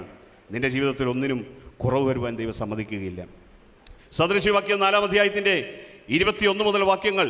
അവ നിന്റെ ദൃഷ്ടിയിൽ നിന്ന് മാറിപ്പോകരുത്. ഏത് വചനം? നിന്റെ ഹൃദയത്തിൻ്റെ നടുവിൽ അവയെ സൂക്ഷിച്ചു വെക്കുക. ഹൃദയത്തിൻ്റെ നടുവിൽ അവയെ കിട്ടുന്നവർക്ക്, എവയെ കിട്ടുന്നവർക്ക്? വചനത്തെ കിട്ടുന്നവർക്ക് അവ ജീവനും അവരുടെ സർവ്വദേഹത്തിനും സൗഖ്യവുമാകുന്നു. സകല ജാഗ്രതയോടും കൂടെ നിന്റെ ഹൃദയത്തെ കാത്തുകൊള്ളുക, ജീവന്റെ ഉത്ഭവം അതിൽ നിന്നല്ലോ ആകുന്നത് എന്ന ദൈവത്തിന് നമ്മൾ പഠിപ്പിക്കുകയാണ്. പറഞ്ഞ ഹല്ലേലൂയ. പ്രിയപ്പെട്ടവരെ, ഇന്ന് നിങ്ങളുടെ ഹൃദയം തകർന്നതായിരിക്കാം. നിങ്ങൾ ദൈവത്തിന് ഹൃദയം കൊടുത്തു കഴിഞ്ഞാൽ, ഹൃദയമാണ് നിങ്ങളുടെ ഹൃദയം എന്താണോ ആ ഹൃദയത്തിനൊത്ത് മാത്രമേ നിങ്ങൾക്ക് എന്തെങ്കിലും ആയിത്തീരാൻ കഴിയുള്ളൂ. നിങ്ങളുടെ ഭാവി, നിങ്ങളുടെ തലച്ചോറിലിരിക്കുന്ന നിങ്ങൾ പഠിച്ച മെഡിക്കൽ സയൻസിൻ്റെ, ബയോളജിയുടെ, ഫിസിക്സിൻ്റെ, സുവോളജിയുടെ, ബോട്ടണിയുടെ ജ്ഞാനമല്ല നിങ്ങളെ ആക്കി തീർക്കുന്നത്. നിങ്ങൾക്ക് നിങ്ങളുടെ ജീവിതത്തിൽ നിങ്ങളുടെ ഹൃദയത്തിൽ എന്തിരിക്കുന്നോ അതിനനുസരിച്ച് മാത്രമേ നിങ്ങൾക്കായിത്തീരാൻ കഴിയൂ. നിങ്ങളുടെ ഹൃദയത്തിൻ്റെ ഒത്ത നടുക്ക് ദൈവവചനം ഉണ്ടെങ്കിൽ 119 സങ്കീർത്തനം 11-ാം വാക്യം പറയുന്നത്, ദൈവമേ നിനക്കെതിരായി പാപം ചെയ്യാതിരിക്കേണ്ടതിന് ഞാൻ നിൻ്റെ വചനത്തെ എൻ്റെ ഹൃദയത്തിൽ സൂക്ഷിച്ചിരിക്കുന്നു എന്ന് പറഞ്ഞാൽ അതിൻ്റെ അർത്ഥം, ഹൃദയത്തിൻ്റെ അകത്ത് വചനമുള്ള ഒരാൾക്ക് ദൈവത്തിനെതിരെ പാപം ചെയ്യാൻ കഴിയില്ല. പറഞ്ഞ ഹല്ലേലൂയ. തന്നെയല്ല, സ്നേഹത്തിൻ്റെ നിറവിലേക്ക് അവന് വളരുവാൻ കഴിയുന്നു. എന്നെ കേൾക്കുന്ന പ്രിയപ്പെട്ടവരെ, ഞാൻ 1-2 വചനഭാഗങ്ങൾ നിങ്ങളെ തൊട്ട് വായിച്ച് കേൾപ്പിക്കുവാനാകും. നിങ്ങളും ബൈബിൾ എടുത്ത് തുറന്ന് വായിക്കണം. അപ്പോസ്തല പ്രവൃത്തി മർക്കോസിൻ്റെ സുവിശേഷം 7-ാം അധ്യായം 21 മുതലുള്ള വാക്യഭാഗങ്ങളിൽ, മർക്കോസിൻ്റെ സുവിശേഷം 7-ാം അധ്യായം 21 മുതലുള്ള വാക്യഭാഗങ്ങൾ നിങ്ങൾ എൻ്റെ കൂടെ എടുക്കുക വേഗം.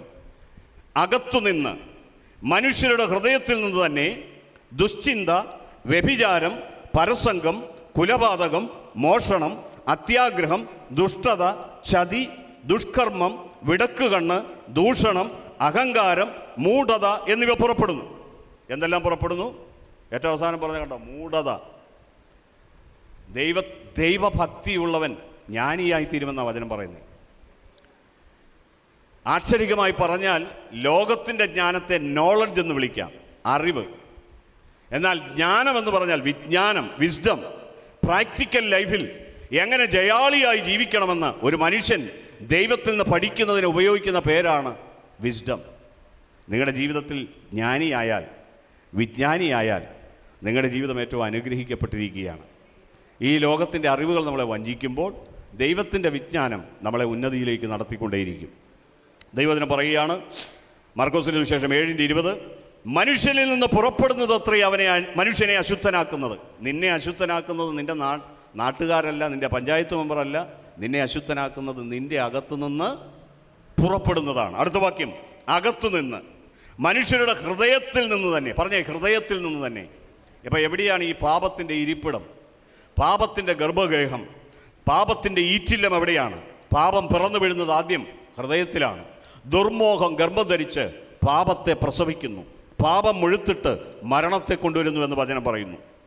ദുർമോഹം, ഒരു കാര്യത്തെ കണ്ടാൽ മോഹം ജനിപ്പിക്കുമാറ് നിങ്ങൾ ജഡത്തിനായി ചിന്തിക്കരുത്. ജഡത്തിനായി ചിന്തിച്ചാൽ ദുർമോഹം ഗർഭം ധരിക്കുകയാണ്. ദുർമോഹം വളർന്നു വരുമ്പോൾ അത് പാപമായി പ്രസവിക്കുകയാണ്. അകത്തുനിന്ന്, മനുഷ്യരുടെ ഹൃദയത്തിൽ നിന്ന് തന്നെ ദുശ്ചിന്ത. പറഞ്ഞ ദുശ്ചിന്ത, വ്യഭിചാരം, പരസംഗം, കുലപാതകം, മോഷണം, അത്യാഗ്രഹം, ദുഷ്ടത, ചതി, ദുഷ്കർമ്മം, വിടക്കുകണ്ണ്, ദൂഷണം, അഹങ്കാരം, മൂഢത എന്നിവ പുറപ്പെടുന്നു. ഈ കാര്യങ്ങൾ, ഈ ദോഷങ്ങളെല്ലാം അകത്തുനിന്ന് പുറപ്പെട്ട് മനുഷ്യനെ അശുദ്ധനാക്കുന്നു.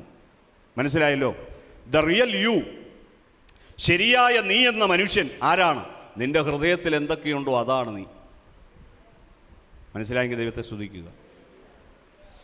ആരും എന്നെ, എല്ലാവരും കാണുമ്പോൾ ഓ എന്തൊരു സൗന്ദര്യമാണ് അല്ലേ, എന്തൊരു കഴിവാണ്, എന്തൊരു ബുദ്ധിയാണ് അല്ലേ എന്ന് നിങ്ങളെ നോക്കിയും എന്നെ നോക്കിയും ആരെങ്കിലും പറഞ്ഞാൽ നിങ്ങൾ പറയണം, അതല്ല ഞാൻ എൻ്റെ ഹൃദയത്തിലിരിക്കുന്നതാണ്.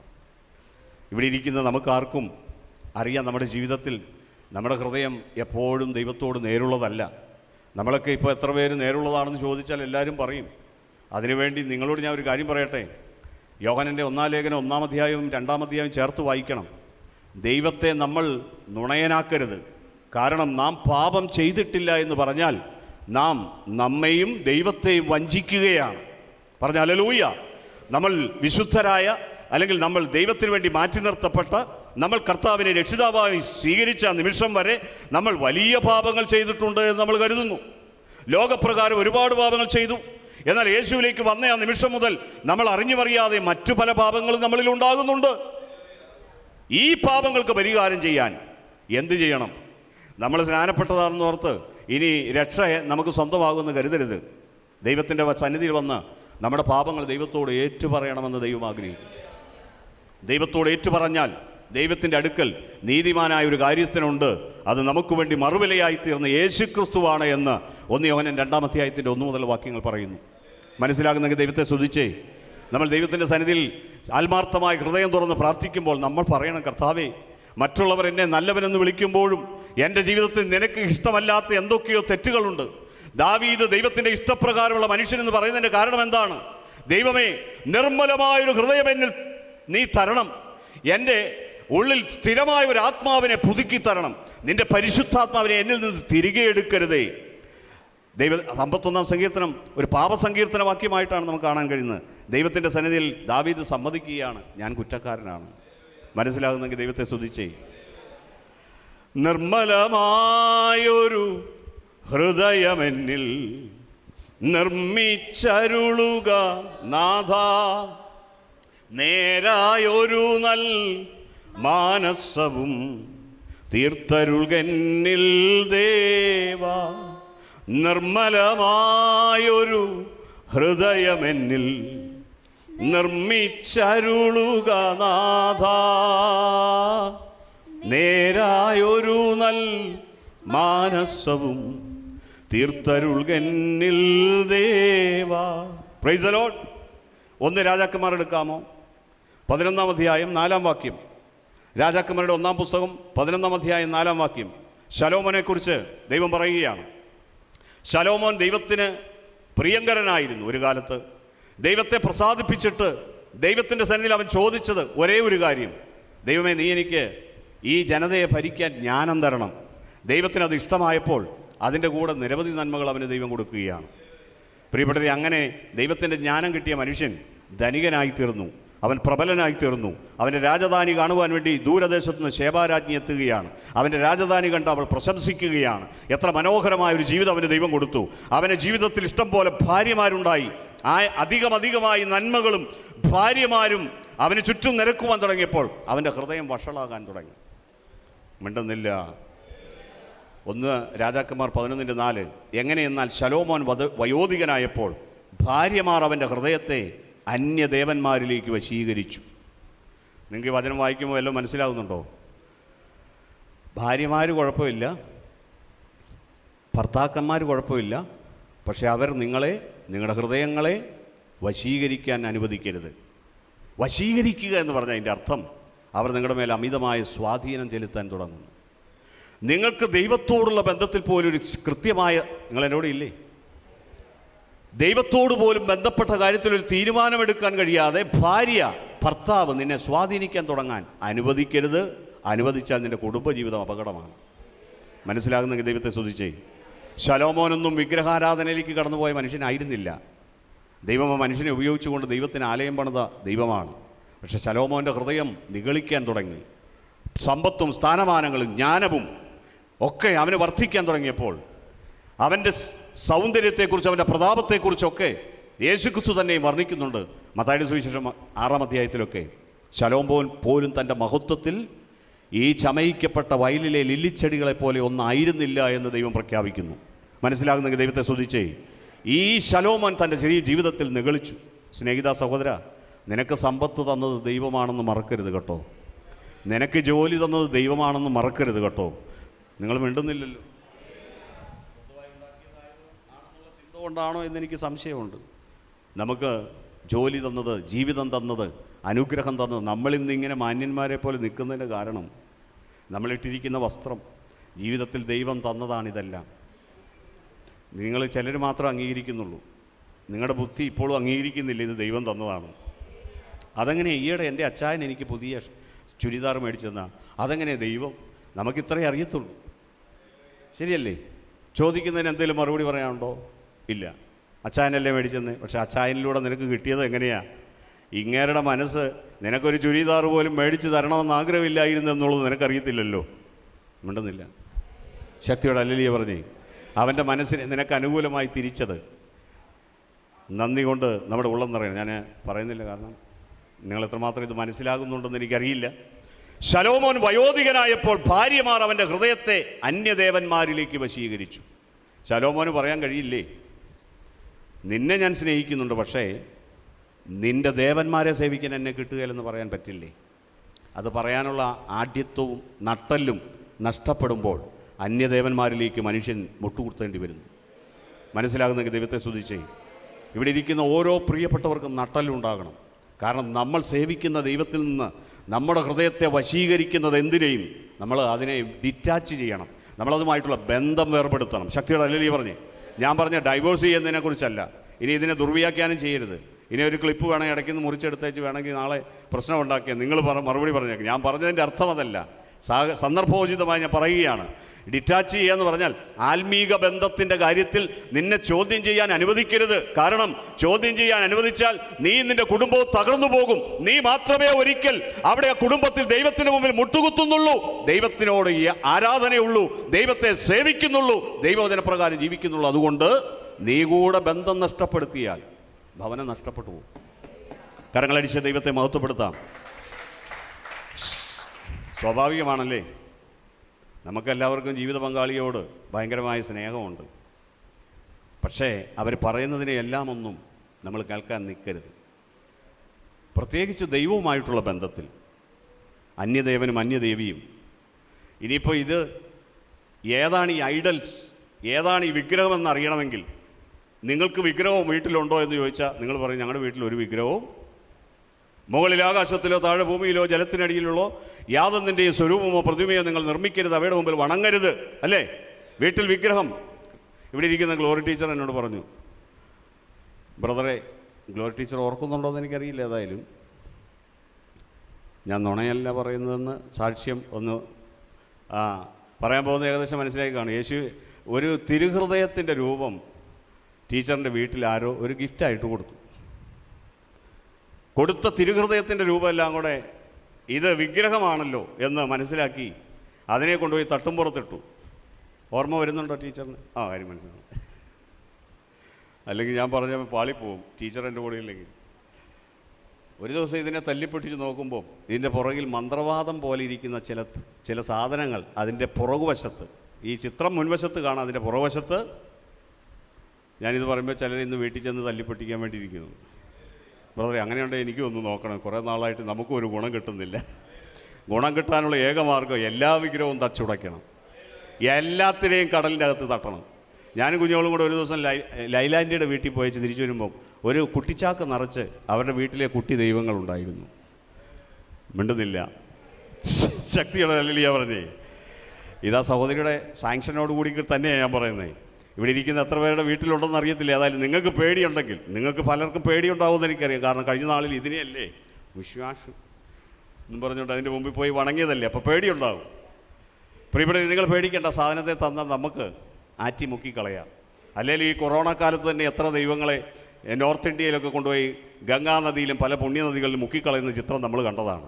മനസ്സിലാകുന്നെങ്കിൽ ദൈവത്തെ സ്തുതിക്കുക. ഒരു വിഗ്രഹം ഉണ്ടാകരുത്. മുകളിൽ ആകാശത്തിലോ താഴെ ഭൂമിയിലോ ജലത്തിനടിയിലോ ഉള്ള യാതൊന്നിൻ്റെയും പ്രതിമയോ സ്വരൂപമോ നിർമ്മിക്കരുത്. സ്നേഹിത, ചേർപ്പുങ്കൽ പള്ളിയിൽ യേശുവിൻ്റെ ശവശരീരം കൊണ്ടുവച്ച്, ശവശരീരമാണെന്ന് പറഞ്ഞ് ശവപ്പെട്ടിയിൽ കൊണ്ടുവച്ച് മനുഷ്യർ ദൈവത്തെ ആരാധിക്കുമ്പോൾ അത് വിഗ്രഹമാണെന്ന് മനസ്സിലാക്കാനുള്ള ഒരു ചെറിയൊരു അറിവല്ലെങ്കിൽ നിനക്ക് ബൈബിൾ വായിക്കുന്നത് നിനക്ക് കിട്ടുന്നില്ലെങ്കിൽ പിന്നെ ആരെ കുറ്റപ്പെടുത്താൻ കഴിയും? ഇങ്ങനത്തെ വിഗ്രഹാരാധന ഉള്ള ഒരു മനുഷ്യരുടെ ജീവിതത്തിലും അനുഗ്രഹം വെളിപ്പെടുകയില്ല. ഇനി ഞാൻ ആ ഒരു വിഗ്രഹത്തിൻ്റെ മണ്ഡലം ഒരു ഭാഗം നിർത്തട്ടെ, അതവിടെ നിർത്തിയിട്ട് ഇപ്പുറത്തേക്ക് വരാം. ഐഡൽസ് എന്താണ് വിഗ്രഹം എന്ന് ഞാൻ പറയാം. നിങ്ങൾ ജീവിതത്തിൽ ഒരു പ്രശ്നം വന്നാൽ നിങ്ങൾ ആദ്യം എന്ത് പരിഹാരത്തിന് വേണ്ടിയാണ് നിങ്ങൾ ശ്രമിക്കുന്നത്? അതാണ് നിങ്ങളുടെ വിഗ്രഹം. ഞാനൊരു ഉദാഹരണം പറയാം. നിങ്ങൾ ഇവിടെ കടിച്ചു പിടിച്ചിരിക്കുകയാണ്, നിങ്ങൾ വിഗ്രഹമില്ലെന്നൊക്കെ പറഞ്ഞിരിക്കുന്നുണ്ടെങ്കിലും നമുക്ക് പലപ്പോഴും പലതും വിഗ്രഹങ്ങളാണ്. Praise the Lord. ശക്തിയുടെ ഹല്ലേലൂയ പറഞ്ഞേ. ആസ എന്ന് പറയുന്ന ഒരു രാജാവ്, ഇസ്രായേലിൻ്റെ ആ രാജപദവിയിലിരുന്ന ഒരു മനുഷ്യനാണ് ഈ മനുഷ്യൻ. ഈ ആസ എന്ന് പറയുന്ന ആ രാജാവിൻ്റെ ചരിത്രം ദിനവൃത്താന്ത പുസ്തകം, 2 ദിനവൃത്താന്ത പുസ്തകം 14-ാം അധ്യായത്തിൻ്റെ 9-10 വാക്യങ്ങൾ കാണാൻ കഴിയും. പ്രിയപ്പെട്ടവരെ, ഞാൻ ഈ 1 രാജാക്കന്മാർ 11-4 വാക്യം ഒന്നുകൂടെ വായിക്കട്ടെ. ശലോമോൻ വയോധികനായപ്പോൾ ഭാര്യമാർ അവൻ്റെ ഹൃദയത്തെ അന്യദേവന്മാരിലേക്ക് വശീകരിച്ചു. അവൻ്റെ ഹൃദയം അവൻ്റെ അപ്പനായ ദാവീദിൻ്റെ ഹൃദയം പോലെ തൻ്റെ ദൈവമായ യഹോവയിങ്കൽ ഏകാഗ്രമായിരുന്നില്ല. നിങ്ങൾക്കറിയാം, പുതിയ നിയമത്തിൻ്റെ ചരിത്രത്തിൽ വിശ്വാസ വീരന്മാരുടെ പട്ടിക എഴുതിയിരിക്കുന്ന ഒരു അധ്യായമുണ്ട്, എബ്രായ ലേഖനത്തിൽ 11-ാം അധ്യായത്തിൽ. അതിൻ്റെ അകത്ത് ശലോമോൻ്റെ ലിസ്റ്റ് നിങ്ങൾ കാണില്ല. കാരണം അവൻ്റെ ഹൃദയം ദൈവത്തിൽ നിന്ന് വഷളായിപ്പോയി. ഏറ്റവും ജ്ഞാനിയായ മനുഷ്യൻ, എത്രയോ മഹൽ ഗ്രന്ഥങ്ങൾ സംഭാവന ചെയ്തവൻ, ദൈവകരങ്ങളിൽ ഉപയോഗിക്കപ്പെട്ടവൻ, ദൈവത്തിൻ്റെ ആലയം പണിയുവാൻ ഉപയോഗിച്ചവൻ, പക്ഷേ ദൈവം അവനെ മറന്നു കളഞ്ഞു. അങ്ങനെയാണെങ്കിൽ നമ്മുടെയൊക്കെ ജീവിതം എത്ര അപകടകരമാണെന്ന് നിങ്ങൾ ചിന്തിക്കുക. ശക്തിയുടെ ഹല്ലേലൂയ പറഞ്ഞേ. ഇനി നമുക്ക് 2 സെക്കൻഡ് ക്രോണിക്കിൾസ്, 2 ദിനവൃത്താന്തം, അതിൻ്റെ 14-ാം അധ്യായത്തിൽ 9-10 വാക്യങ്ങളിലേക്ക് വരാം. 14-ാം അധ്യായം 9-10 വാക്യങ്ങൾ വേഗം ഒന്ന് എടുക്കാവോ? ആസയ്ക്ക് വൻ പരിചയും കുന്തവും എടുത്തവരായി 3 ലക്ഷം യഹൂദരും ചെറു പരിചയം എടുപ്പാനും വില്ലുകുലപ്പാനും പ്രാപ്തരായി 2,80,000 ബെന്യാമീനരും ഉള്ളൊരു സൈന്യമുണ്ടായിരുന്നു. അവരെല്ലാവരും പരാക്രമശാലികൾ ആയിരുന്നു. അനന്തരം കൂശ്യനായ സേരഹ് 10 ലക്ഷം ആളും 300 രഥവുമുള്ള സൈന്യത്തോടുകൂടെ അവരുടെ നേരെ പുറപ്പെട്ടു. മാരേശ വരെ വന്നു. ആസ അവൻ്റെ നേരെ പുറപ്പെട്ടു. അവർ മാരേശയ്ക്ക് സമീപം സെഫാത്ത താഴ്വരയിൽ പടയ്ക്ക് അണിനിരത്തി. ആസ തൻ്റെ ദൈവമായ യഹോവയെ വിളിച്ചപേക്ഷിച്ചു, യഹോവേ, ബലവാനും ബലഹീനനും തമ്മിൽ കാര്യമുണ്ടായാൽ സഹായിപ്പാൻ നീയല്ലാതെ മറ്റാരുമില്ല. ആസായുടെ 6 വർഷത്തെ രാജപദവിയിലിരിക്കുന്ന കാലങ്ങളിലൊക്കെ ദൈവത്തിൽ അവൻ നന്നായിട്ട് ആശ്രയിച്ചു. 36-ാമത്തെ വർഷം കഴിഞ്ഞതിന് ശേഷം പിന്നെ 3 വർഷം അവൻ ദൈവത്തിൽ ആശ്രയിച്ചില്ല. ദൈവത്തിൽ നിന്ന് അവൻ്റെ ഹൃദയം മാറിപ്പോവുകയാണ്. 36 വർഷം സേവിച്ചിട്ട് 3 വർഷം പിഴച്ചു പോയാൽ ആ 3 വർഷത്തെ പിഴവാണ് കണക്കിലെടുക്കുന്നത്. മനസ്സിലാകുന്നെങ്കിൽ ദൈവത്തെ സ്തുതിക്കുക. ശലോമോൻ്റെ ജീവിതത്തിലും തൻ്റെ ഹൃദയം അനേക വർഷങ്ങൾ ദൈവസന്നിധിയിൽ ഏകാഗ്രമായിരുന്നെങ്കിലും ദൈവത്തിൽ നിന്ന് വഷളായി പോയപ്പോൾ ദൈവം കണക്കിലെടുത്തത് അവൻ്റെ വീഴ്ചകളെയാണ്. മനസ്സിലാകുന്നെങ്കിൽ ദൈവത്തെ സ്തുതിച്ചേ. ഓട്ടം നന്നായി തുടങ്ങി വെച്ചാൽ മാത്രം പോരാ, ഫിനിഷിംഗ് ലൈൻ തൊടുകയും കൂടെ വേണം. ഓട്ടം തുടങ്ങിയാൽ മാത്രം പോരാ, ഓട്ടത്തിൻ്റെ തുടക്കത്തിൽ ആവേശവും ലഹരിയുമൊക്കെ ഉണ്ടാവും. ജീവിതത്തിൻ്റെ വേദനിപ്പിക്കുന്ന അനുഭവങ്ങളിലൂടെ കടന്നു പോകാൻ തുടങ്ങുമ്പോൾ ഓട്ടം വേഗത കുറയാൻ തുടങ്ങും. കുറയരുത്. വിശ്വാസത്തിൻ്റെ നായകനും പൂർത്തി വരുത്തുന്നവരുമായ യേശുവിനെ നോക്കി ഓടണം. നമുക്ക് എത്ര പേർക്ക് ഓടാൻ തയ്യാറുണ്ട്? നിങ്ങളുടെ ആവേശം കാണുമ്പോൾ ഒരു 10,000 മീറ്റർ ഓടി തീർക്കണമെന്നുണ്ടെങ്കിൽ അതിനുള്ള ഒരു സ്റ്റാമിന വേണ്ടേ? അതിനുള്ള സ്റ്റെബിലിറ്റി വേണ്ടേ? Slow and steady wins the race എന്നാണ്. ജീവിതത്തിൽ നമുക്ക് ദൈവത്തെക്കുറിച്ചുള്ളൊരു ആവേശം, ലഹരി, ഒരു ബന്ധം അവനുമായിട്ട് തുടക്കത്തിലുള്ളത് അന്ത്യം വരെ നിലനിർത്താൻ കഴിഞ്ഞാൽ മാത്രമേ നമുക്ക് ആ ഫിനിഷിംഗ് ലൈനിനെ കടക്കാൻ കഴിയുള്ളൂ. 2 തിമോത്തി 4-ാം അധ്യായത്തിൽ നമ്മൾ പൗലോസിൻ്റെ ജീവിതത്തെ വായിക്കുന്നത് ഒറ്റവാക്യത്തിൽ അദ്ദേഹം പറയുകയാണ്, എൻ്റെ ഓട്ടം ഞാൻ തികച്ചു. I have finished my course, finished my race. ഞാൻ എൻ്റെ ഓട്ടം തികച്ചു, വിശ്വാസം കാത്തു. പറഞ്ഞ ഹല്ലേലൂയ. വിശ്വാസം കാത്തു. വിശ്വാസത്തിന് വേണ്ടി ഒരു പോരാട്ടമുണ്ട്. നിങ്ങളുടെ ജീവിതത്തിൽ വിശ്വാസത്തെ ക്ഷയിപ്പിക്കുന്ന നിരവധി ഘടകങ്ങൾ വരുമ്പോൾ വിശ്വാസത്തിന് വേണ്ടി പോരാടണം. വിശ്വാസം കേൾവിയാലും കേൾവി ക്രിസ്തുവിൻ്റെ വചനത്താലും. നിന്റെ വിശ്വാസം കെട്ടുപോകാതിരിക്കാൻ എന്നും നീ ദൈവവചനത്തെ ധ്യാനിക്കണം, ദൈവവചനത്തിനെ കേൾക്കണം, ദൈവവചനത്തെ പ്രചരിപ്പിക്കണം, ദൈവവചനത്തെ നീ നിന്നോട് തന്നെ പ്രസംഗിക്കണം. ആസാ തൻ്റെ ദൈവമായ യഹോവയെ വിളിച്ചപേക്ഷിച്ചു. യഹോവേ, ബലവാനും ബലഹീനനും തമ്മിൽ. കാരണം ഇവൻ്റെ കയ്യിൽ 3 ലക്ഷത്തോളം സൈന്യം ഉണ്ടെങ്കിലും 10 ലക്ഷത്തോളം വരുന്ന ഒരു സൈന്യവുമായിട്ടാണ് തൻ്റെ ശത്രു തനിക്കെതിരെ വരുന്നത്. അവിടെ പിടിച്ചു നിൽക്കാൻ കഴിയണമെങ്കിൽ ദൈവം തൻ്റെ കൂടെ വേണമെന്ന് അവൻ അറിയാമായിരുന്നു. ഇനിയും നമുക്ക് ഇദ്ദേഹത്തിൻ്റെ ചരിത്രം ഒത്തിരി വായിക്കാൻ പറ്റില്ല. 2 ദിനവൃത്താന്തത്തിൽ 16-ാം അധ്യായത്തിലേക്കൊന്ന് വരാം. 2 ദിനവൃത്താന്ത പുസ്തകത്തിൽ തന്നെ 16-ാം അധ്യായം 1 മുതൽ. ആസയുടെ വാഴ്ചയുടെ 36-ാം ആണ്ടിൽ ഇസ്രായേൽ രാജാവായ ബേശ യഹൂദയ്ക്ക് നേരെ വന്നു. യഹൂദ രാജാവായ ആസയുടെ അടുക്കൽ വരത്തുപോക്കിന് ആരെയും സമ്മതിക്കാത്തവണ്ണം രാമയെ പണിതുറപ്പിച്ചു.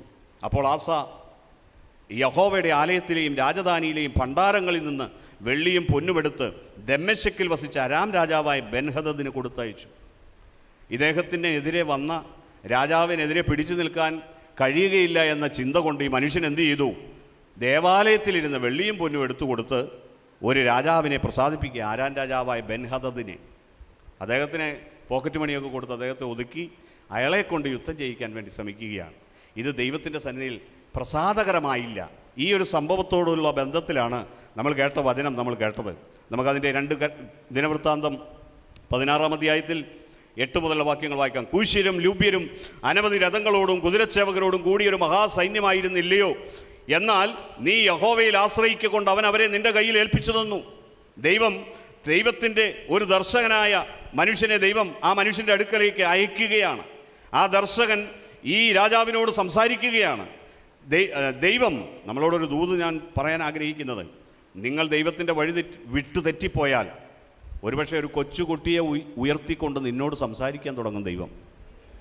ചില നാട്ടുകാരെ കൊണ്ടുവന്ന് നിന്നോട് സംസാരിക്കാൻ തുടങ്ങും. ചില വേണ്ടപ്പെട്ട ആളുകളെ കൊണ്ട് നിന്നോട് സംസാരിക്കാൻ തുടങ്ങും. ചിലപ്പോൾ ഒരു അവിശ്വാസിയായ മനുഷ്യൻ പോലും നിൻ്റെ വീട്ടിൽ വന്ന് നീ സേവിക്കുന്ന ദൈവത്തിൽ നിന്ന് മാറിപ്പോകുന്നതിനെക്കുറിച്ച് അവർ സൂചന തന്നേക്കാം. ദൈവം ഒരു പ്രവാചകനെ അയക്കുകയാണ്. ആ പ്രവാചകൻ വന്നിട്ട് പറയുകയാണ്, നീ യഹോവയിൽ ആശ്രയിക്കൊണ്ട് അവനവരെ നിന്റെ കയ്യിൽ ഏൽപ്പിച്ചു തന്നു. ഇതിനു മുമ്പ് നടന്ന യുദ്ധങ്ങളിലൊക്കെ നിനക്ക് വേണ്ടി ദൈവം അത്ഭുതം ചെയ്തില്ലേ? നീ ഇപ്പോൾ മാറിപ്പോകുന്നത് എന്താ? പണം കൊടുത്ത് നീ നിന്റെ യുദ്ധത്തിൽ ജയിക്കാൻ വേണ്ടി നീ ശ്രമിക്കുന്നത് എന്താ? ഇപ്പോൾ ഈ മനുഷ്യന് ദൈവം വേണ്ട, ദൈവത്തിൽ നിന്ന് അവൻ്റെ ഹൃദയം ഏകാഗ്രമാകാതെ പണത്തിലേക്ക് അവൻ്റെ ശ്രദ്ധ തിരിയുകയാണ്.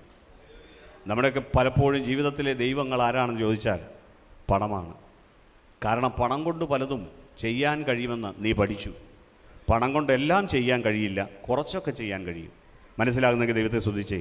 ലക്ഷക്കണക്കിന് രൂപ ബാങ്കിൽ ബാലൻസ് ഉണ്ടായിരുന്നൊരു മനുഷ്യന് ആ ബാങ്ക് ബാലൻസിലെ അത് ഉപയോഗിച്ചുകൊണ്ട് തനിക്ക് ആവശ്യമായ ട്രീറ്റ്മെൻറ്റുകളെല്ലാം നേടി തൻ്റെ ആയുസ്സിനെ നീട്ടിക്കൊണ്ടു പോകാമെന്നാണ് അദ്ദേഹം കരുതിയത്. പക്ഷേ അദ്ദേഹത്തിൻ്റെ ചെറിയ പ്രായത്തിൽ അദ്ദേഹം ഈ ലോകത്തോട് യാത്ര പറയേണ്ടി വന്നു. ബാങ്കിലെ ബാലൻസ് അപ്പോഴും അവിടെ അങ്ങനെ തന്നെ തുടരുകയാണ്. അതിൽ നിന്നൊരു നയാ പൈസ പോലും എടുത്ത് ട്രീറ്റ്മെൻറ്റിന് കൊടുക്കാൻ കഴിയുന്നതിന് മുമ്പ് തന്നെ ഈ ലോകത്തോട് അദ്ദേഹത്തിന് യാത്ര പറയേണ്ടി വന്നു. മനസ്സിലാകുന്നെങ്കിൽ ദൈവത്തെ സ്തുതിച്ചേ. പണത്തിൽ ആശ്രയിക്കരുത്, ധനത്തിൽ ആശ്രയിക്കരുത്, പ്രഭുക്കന്മാരിൽ ആശ്രയിക്കരുത്, മനുഷ്യരിൽ ആശ്രയിക്കരുത്, ഭർത്താവിലല്ല, ഭാര്യയിലല്ല, മക്കളിലല്ല, ആശ്രയിക്കേണ്ടത് ദൈവത്തിലാണ്. എത്ര പേർക്ക് മനസ്സിലാകുന്നുണ്ട്? നിന്റെ ഹൃദയം ദൈവത്തിൽ ഏകാഗ്രമാണോ?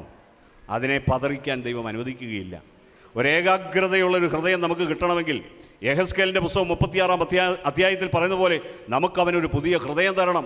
36-25 മുതൽ 27 വരെ വാക്യങ്ങളിലും യെഹെസ്കേൽ 11-19 നമുക്ക് ദൈവം ഒരു പുതിയ ഹൃദയം തരുമെന്ന് ദൈവം പറയുന്നത് നമുക്ക് കാണുവാൻ കഴിയും. ഇവിടെ ഇരിക്കുന്ന നിങ്ങൾക്ക് നിങ്ങളുടെ കല്ലായുള്ള ഹൃദയം, നമ്മുടെ കല്ലായുള്ള ഹൃദയം മാറ്റി മാംസളമായൊരു ഹൃദയം ദൈവം തരാൻ പോവുകയാണ്.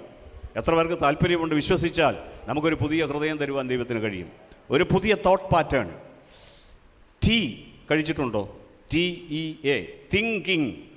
It leads to emotions, it leads to actions. ചിന്തകൾ വികാരങ്ങൾ ഉണ്ടാക്കുന്നു, വികാരങ്ങൾ നിന്നാണ് ആക്ഷൻസും പ്രവർത്തനങ്ങൾ വെളിപ്പെടുന്നത്. ടി കഴിച്ചിട്ടുണ്ടോ? എല്ലാവർക്കും ഈ ടി ഉണ്ട്. TEA, thinking, emotions and actions. പറഞ്ഞ ഹല്ലേലൂയ. നിങ്ങൾ മിണ്ടുന്നില്ല. ചിന്തകൾ അത് വികാരങ്ങളിലേക്ക് നയിക്കുന്നു. നമ്മുടെ വികാരങ്ങളുടെ പിന്നിലെ പ്രശ്നം എന്താണ്? നമ്മൾ ഉത്കണ്ഠപ്പെടുന്നതിൻ്റെ കാരണം എന്താണ്? ചെറിയ പ്രായത്തിൽ മുറിവേറ്റതിൻ്റെ, അപകടം കണ്ടപ്പോൾ അസ്വസ്ഥതപ്പെട്ടതിൻ്റെ, ഭയത്തിൻ്റെ ചില ചിന്തകൾ മനസ്സിനകത്ത് വേരൂന്നിയിരിക്കുന്നത് കൊണ്ട് പെട്ടെന്ന് ചില ഇൻസിഡൻറ്റുകൾ ഉണ്ടാകുമ്പോൾ ഇമോഷൻസ് ഉണ്ടാവുകയാണ്. ഇമോഷൻസ് വർക്കൗട്ട് ചെയ്യേണ്ട. കാരണം വികാരത്തിനനുസരിച്ച് താളം തുള്ളുന്നവനല്ല ദൈവം. ദൈവം സത്യമാണ്. അവൻ ചലിക്കണമെങ്കിൽ വചനത്തിൻ്റെ സത്യം വെളിപ്പെടണം. വചനത്തിൻ്റെ സത്യമെന്ന വ്യവസ്ഥയ്ക്കൊത്ത് ഒരു മനുഷ്യൻ ചലിക്കുമ്പോൾ, അവൻ പ്രാർത്ഥിക്കുമ്പോൾ അവന് വേണ്ടി അവൻ എഴുന്നേറ്റിരിക്കും. എന്നെ കേൾക്കുന്ന പ്രിയപ്പെട്ടവരെ, ഒന്നിനെക്കുറിച്ചും വിചാരപ്പെടരുത്. എല്ലാറ്റിലും പ്രാർത്ഥനയാലും അപേക്ഷയാലും സ്തോത്രത്തോടുകൂടെ നിങ്ങളുടെ ആവശ്യങ്ങളെ ദൈവത്തോട് അറിയിക്കുകയത്രേ വേണ്ടത്. എന്നാൽ സകല ബുദ്ധിയെയും കവിയുന്ന ദൈവസമാധാനം നിങ്ങളുടെ ഹൃദയങ്ങളെയും നിലവുകളെയും ക്രിസ്തുവേശുവിങ്കൽ കാക്കുമെന്ന് ദൈവവചനം പറയുന്നു. എന്ന് പറഞ്ഞാൽ നിനക്കൊരു പ്രശ്നമുണ്ടായാൽ നീ സമീപിക്കേണ്ടത് മനുഷ്യരെയല്ല, നിന്റെ ഐഡൽസിനെ നീ തകർക്കണം. ഇവിടെ വെച്ച് തകർക്കണം. ധനം ഒരു വിഗ്രഹമാകരുത്. നിന്റെ വിദ്യാഭ്യാസം, നിന്റെ സ്വാധീന ശക്തി വിഗ്രഹമാകരുത്. നിനക്ക് പരിചയമുള്ള ഡോക്ടർ നിന്റെ വിഗ്രഹമാകരുത്. ഈ ആസാരാജാവ് ചെയ്ത ഒരു വിഡ്ഢിത്തം നിങ്ങൾക്ക് കാണണോ? ദൈവത്തിൽ നിന്ന് അദ്ദേഹത്തിൻ്റെ ഹൃദയം മാറിപ്പോയപ്പോൾ 2 ദിനവൃത്താന്തം 16 അധ്യായം 2 ദിനവൃത്താന്തം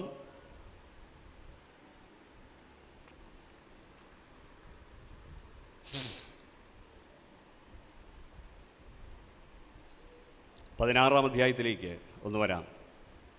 7-8 വാക്യങ്ങളിലേക്ക് വരാം. 7ലേക്ക് ഒന്ന് വരാം.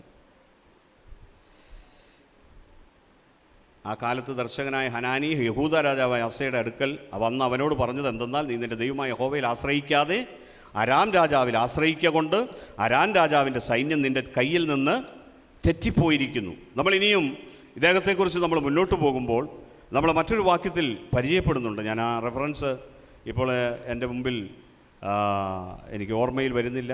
ഏതായാലും ഇവനൊരു പ്രാവശ്യം രോഗിയായിരുന്ന സമയത്ത് രോഗത്തിനു വേണ്ടി അവൻ ചികിത്സിക്കാൻ തയ്യാറാകാതെ, അവൻ പ്രാർത്ഥിക്കാൻ തയ്യാറാകാതെ അവൻ ചികിത്സകരെ അഭയം തേടുന്ന ചില രംഗം വേദപുസ്തകത്തിലൊരു ഭാഗത്തുണ്ട്. ഇതേ ദിനവൃത്താന്ത പുസ്തകത്തിൽ തന്നെയാണ്. അതിൻ്റെ റെഫറൻസ് ഞാൻ നോക്കട്ടെ. നമുക്കൊരുമിച്ച് പ്രാർത്ഥിച്ചു കൊണ്ടിരിക്കാം. ഹല്ലേലൂയ. ഒന്ന് സ്തുതിച്ചേ ദൈവത്തെ. ഹല്ലേലൂയ. ഓ യേശുവേ നന്ദി നന്ദി. ഇതാ 12ാമത്തെ വാക്യം വായിച്ചു. 12ാമത്തെ വാക്യം, അതേ അധ്യായത്തിൻ്റെ 12ാം വാക്യം. ആസയ്ക്ക് തൻ്റെ വാഴ്ചയുടെ 39ാം ആണ്ടിൽ കാലിൽ ദീനം പിടിച്ചു. എവിടെയാ ദീനം പിടിച്ചേ? നിങ്ങളിത് നന്നായിട്ട് ഇങ്ങോട്ട് നോക്കിക്കേ. ദീനം പിടിക്കുമ്പോൾ ആരെയാണ് ആശ്രയിക്കുന്നതെന്ന്, നീ ആരിലാണ് ആശ്രയം വെച്ചതിനെ അടിസ്ഥാനപ്പെട്ട വ്യക്തിയോടല്ലേ പറഞ്ഞു. ദീനം പിടിക്കുമ്പോൾ ആരെയാണ് ആശ്രയിക്കേണ്ടത്?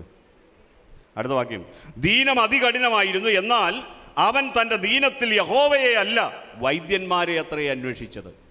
ഇവിടെ ഇരിക്കുന്ന നിങ്ങൾ ആദ്യം ഫോണിലേക്കാണോ നോക്കുന്നതോ ദൈവത്തിലേക്കാണോ? കുഞ്ഞെ, ഒരു രോഗം വരുന്നത് എന്തിനാ? നിന്നെ മുട്ടുമടക്കാൻ വേണ്ടിയാണ് ദൈവം ആ രോഗം അനുവദിച്ചത്.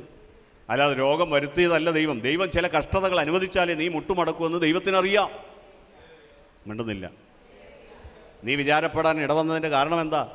എല്ലാം സംഗതി സ്മൂത്തായിട്ട് അങ്ങ് പോകുമായിരുന്നെങ്കിൽ കുഴപ്പമുണ്ടായിരുന്നോ?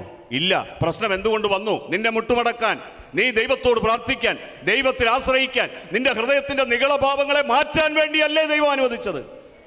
അങ്ങനെയെങ്കിൽ താഴ്മയോടെ ദൈവസന്നിധിയിൽ വന്ന് നമ്മളൊരു 0 ലെവലിൽ എപ്പോഴും അങ്ങ് നിന്നേക്കുവാണെങ്കിൽ ഏത് ഉയർച്ച വന്നാലും ഏത് താഴ്ച വന്നാലും പേടിക്കേണ്ടതില്ല. മനസ്സിലാകുന്നെങ്കിൽ ദൈവത്തെ സ്തുതിച്ചേ. ബേസ് ലെവലിലാണ്. നിനക്ക് ഉയർന്നു നിൽക്കേണ്ടപ്പോൾ നിൽക്കാം. നിൻ്റെ തലയെ ഉയർത്തുന്നത് അവനാണ്. ഉറക്കെ പറഞ്ഞാൽ ഹല്ലേലൂയ. നീ ഉയർന്നു നിൽക്കേണ്ട ആവശ്യമില്ലാതെങ്കിൽ നിൻ്റെ ശരീരം നിലത്ത് തന്നെ ഇരിക്കട്ടെ. പാമ്പിനെ നോക്കി നിങ്ങൾ പാഠം പഠിക്കണം.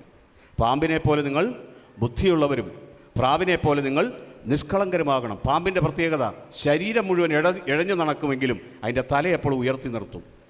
നിൻ്റെ തല ആരാണ്? നിൻ്റെ തല നിൻ്റെ തലയല്ല, നിൻ്റെ തല ക്രിസ്തുവാണ്. നിൻ്റെ തല ക്രിസ്തുവാണെങ്കിൽ ക്രിസ്തുവിനെ നീ ഉയർത്തി നിർത്തിയാൽ അപകടം തലയേറ്റെടുത്തോളും. യുദ്ധം യഹോവയ്ക്കുള്ളതാണ്. നിങ്ങൾ മിണ്ടുന്നില്ല. ഹല്ലേലൂയ. നമ്മുടെ പ്രശ്നത്തെക്കുറിച്ചാണ് ഞാൻ ഈ പറഞ്ഞു വരുന്നത്. നമ്മുടെ വിഷയം വരുന്ന നാളുകളിൽ, ഭാവിയിൽ നമുക്ക് ജീവിതത്തിൽ അനുഗ്രഹമുണ്ടാകണമെങ്കിൽ നമ്മൾ ദൈവത്തിൽ പൂർണ്ണ ഹൃദയത്തോടെ ആശ്രയിക്കണം. ദൈവത്തിൽ പൂർണ്ണ ഹൃദയത്തോടെ ആശ്രയിക്കണം. പൂർണ്ണ ഹൃദയത്തോടെ ആശ്രയിക്കാതെ ആശ എന്ത് ചെയ്തു? ആശയുടെ മനസ്സ് ഡൈവേർട്ട് അല്ലെങ്കിൽ ഡീവിയേറ്റ് ചെയ്യാൻ തുടങ്ങിയപ്പോൾ, ദൈവത്തിൽ നിന്ന് ഏകാഗ്രമല്ലാതെ മാറാൻ തുടങ്ങിയപ്പോൾ ആശയ്ക്ക് പറ്റിയ പ്രശ്നം, ആശയുടെ ദീനത്തിൽ ഇതിനകത്തിരിക്കുന്ന ചിലരൊക്കെ മെഡിക്കൽ സയൻസിൻ്റെ ഹോസ്പിറ്റലിൻ്റെ വരാന്തയിൽ നിന്നും പല സ്ഥലങ്ങളിൽ നിന്ന് പറഞ്ഞ വർത്തമാനങ്ങൾ നിങ്ങളുടെ മനസ്സിൽ നിങ്ങൾ ഓർത്തോണം. നിങ്ങൾ പറഞ്ഞത് ഡോക്ടർമാരാണ് വലുതെന്നാണ്, വൈദ്യശാസ്ത്രമാണ് വലുതെന്നാണ്, മെഡിക്കൽ സയൻസ് പറയുന്നതിനനുസരിച്ച് ചെയ്യണമെന്നാണ്. എന്നാൽ എന്നെ കേൾക്കുന്ന പ്രിയ സഹോദര സഹോദരി, ഞാൻ പറയട്ടെ, മെഡിക്കൽ സയൻസ് അല്ല വലുത്. അവന് ബുദ്ധി കൊടുത്ത ദൈവമാണ് വലുത്. അവനിത് കണ്ടുപിടിക്കാൻ കൃപ കൊടുത്ത ദൈവമാണ് വലുത്. അവൻ ശരിയായ രീതിയിൽ അവൻ ഓപ്പറേറ്റ് ചെയ്തില്ലെങ്കിൽ കത്രിക നിൻ്റെ വയറ്റിനകത്തിരിക്കും. അവൻ നന്നായി ഗുളിക തന്നില്ലെങ്കിൽ അവൻ തരുന്ന ഗുളികകൾ, മരുന്ന് നീ കഴിക്കുമ്പോൾ തന്നെ ഓർത്തോണം അതിൻ്റെ സൈഡ് എഫക്റ്റുകൾ എത്ര വിപുലമാണ്. അതിനെക്കുറിച്ച് അവർ പറയാറില്ല, അവർ പറയില്ല. കാരണം അവർ തരുന്ന മരുന്ന് എന്തൊക്കെയാണെന്ന് അറിയാമോ? ക്യാൻസറിന് കൊടുക്കുന്ന തരത്തിലുള്ള തീവ്രമായ മരുന്നുകൾ. അവർക്ക് മനുഷ്യർക്ക് രോഗസൗഖ്യം നടക്കുന്നതെന്ന് കണ്ടാൽ മാത്രമേ അവർക്ക് പിന്നെയും ആളുകളെ കിട്ടുള്ളൂ. നീ ചാകുന്നുണ്ടോ കൊല്ലുന്നുണ്ടോ എന്നുള്ളതൊന്നും അവർക്ക് വിഷയമല്ല. പറഞ്ഞ ഹല്ലേലൂയ. മെഡിക്കൽ എത്തിക്സുമായി യാതൊരു ബന്ധമില്ലാത്ത, യാതൊരു നിലപാടുകളുമില്ലാത്ത മനുഷ്യരെയാണ് ഇന്ന് ലോകത്തിൽ കാണാൻ കഴിയുന്നത്. വിവരമുള്ള ഡോക്ടർമാർ ഇടയ്ക്കിടയ്ക്ക് ചില മെസ്സേജുകളൊക്കെ ആയിട്ട് വരും. ഞാൻ ഈ വൈദ്യശാസ്ത്രത്തിനെതിരല്ല. വൈദ്യശാസ്ത്രത്തിൽ ബുദ്ധി കൊടുത്തത് ദൈവമാണ്. മനുഷ്യൻ്റെ ബ്രെയിനിൻ്റെ 5% മാത്രമേ അവൻ ഉപയോഗിച്ചിട്ടുള്ളൂ. അപ്പോഴാണ് അവൻ ഇത്രമാത്രം കണ്ടുപിടുത്തങ്ങൾ അവൻ നടത്തിയതെങ്കിൽ 95% കൂടെ ബാക്കിയുണ്ട്. ആ 95% കൂടെ വരുമ്പോഴായിരിക്കും ചിലപ്പോൾ അവൻ പറയാൻ തുടങ്ങുന്നത്, ഇതൊന്നും ശരിയല്ല, ഈ ട്രീറ്റ്മെൻറ്റുകളൊന്നും കൊടുക്കാൻ പാടില്ല.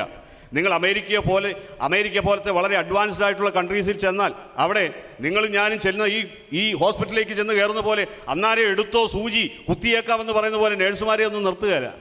അവർ മാസങ്ങൾ അല്ലെങ്കിൽ ദിവസങ്ങൾ നിങ്ങളെ സ്റ്റഡി ചെയ്യും. നിങ്ങളുടെ ശരീരത്തിൻ്റെ ഓരോ ഭാഗങ്ങളെക്കുറിച്ച് കൃത്യമായി അവലോകനം നടത്തി അവസാനം ട്രീറ്റ്മെൻറ്റ് ആവശ്യമാണെങ്കിൽ മാത്രമേ അത് ചെയ്യൂ. അവിടെ ചെന്ന ഉടൻ തന്നെ ഒരു ഡെലിവറി കേസ് കണ്ടാൽ അന്നേരം ഓപ്പറേഷൻ തിയേറ്ററിലേക്ക് കയറ്റുകയല്ല ചെയ്യുന്നത്. അവർ വെയിറ്റ് ചെയ്യുകയാണ് അവസാന നിമിഷം വരെ. നിങ്ങൾ മിണ്ടുന്നില്ല. കേരളത്തിലും വയറ്റാട്ടിമാരെന്നൊരു വിഭാഗം ഉണ്ടായിരുന്നു, ഇന്നിപ്പോൾ ഇല്ല. അവരായിരുന്നു പ്രസവം എടുത്ത്. അവരാരും ഓപ്പറേഷൻ ചെയ്തതായിട്ട് എനിക്കറിയത്തില്ല. പറഞ്ഞ ഹല്ലേലൂയ. ഇന്നത്തേക്കാൾ മരണനിരക്ക് പണ്ടത്തെ കുറവുമായിരുന്നു. കുഞ്ഞുങ്ങളും അമ്മമാരും പൂർണ്ണ ആരോഗ്യത്തോടു കൂടി തന്നെ പുറത്തു വന്നിട്ടുണ്ട്. ശക്തിയോടെ ഹല്ലേലൂയ പറഞ്ഞേ. കരമയത്തി ഹല്ലേലൂയ പറഞ്ഞേ.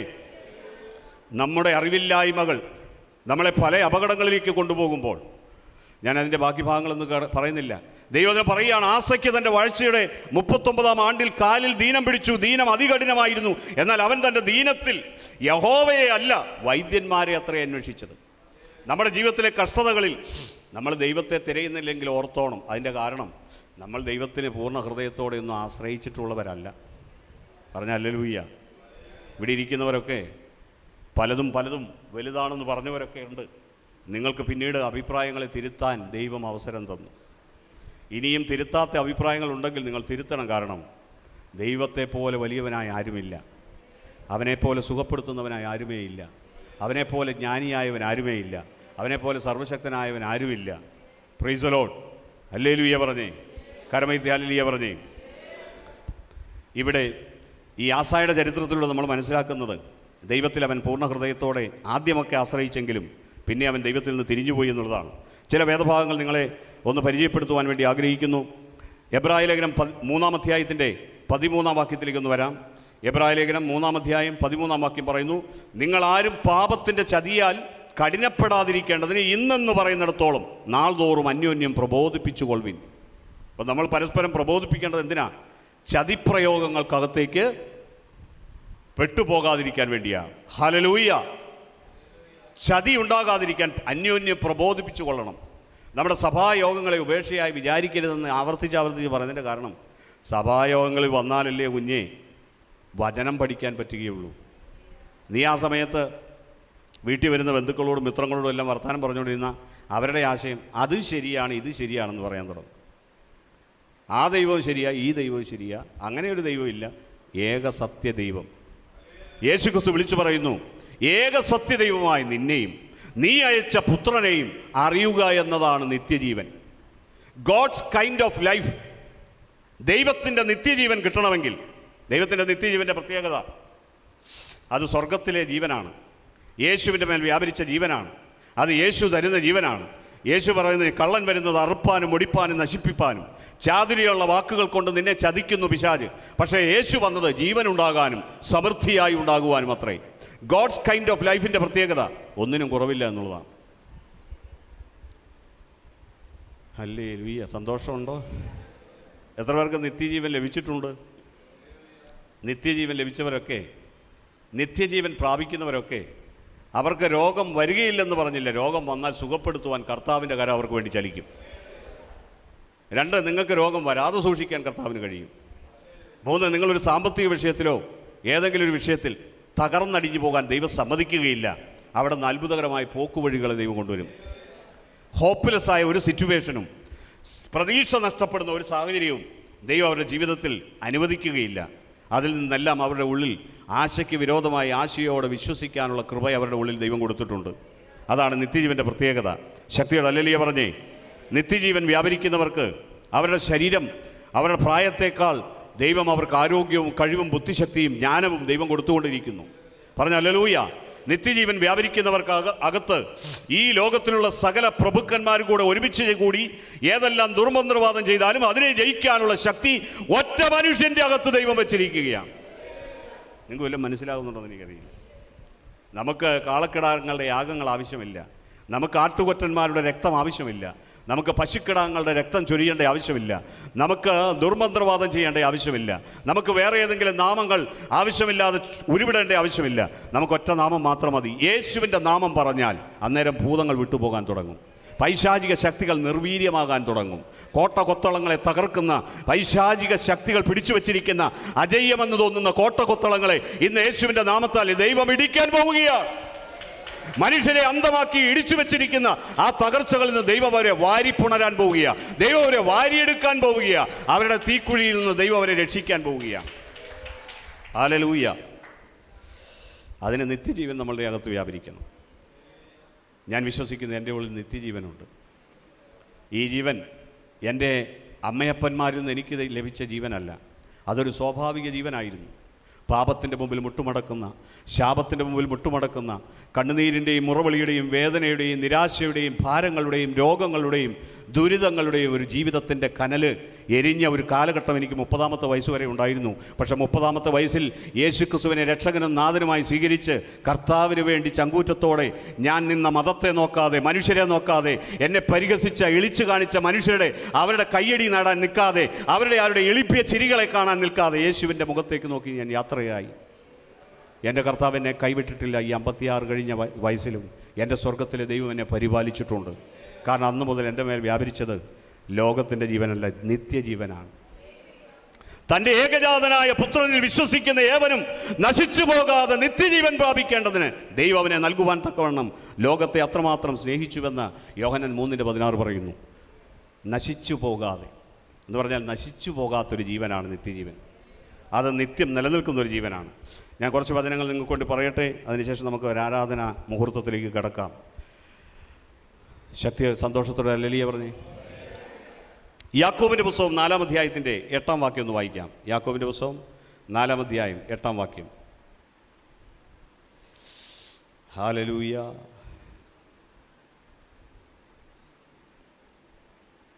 യാക്കോബ് എടുത്തോ 4:8. നിങ്ങൾ പിശാചിനോട് സാരമില്ല എന്തെങ്കിലും പറ്റിയോ? അവിടെ നിന്ന് ഇച്ചിരി മുന്നോട്ട് കയറിയിരുന്നു.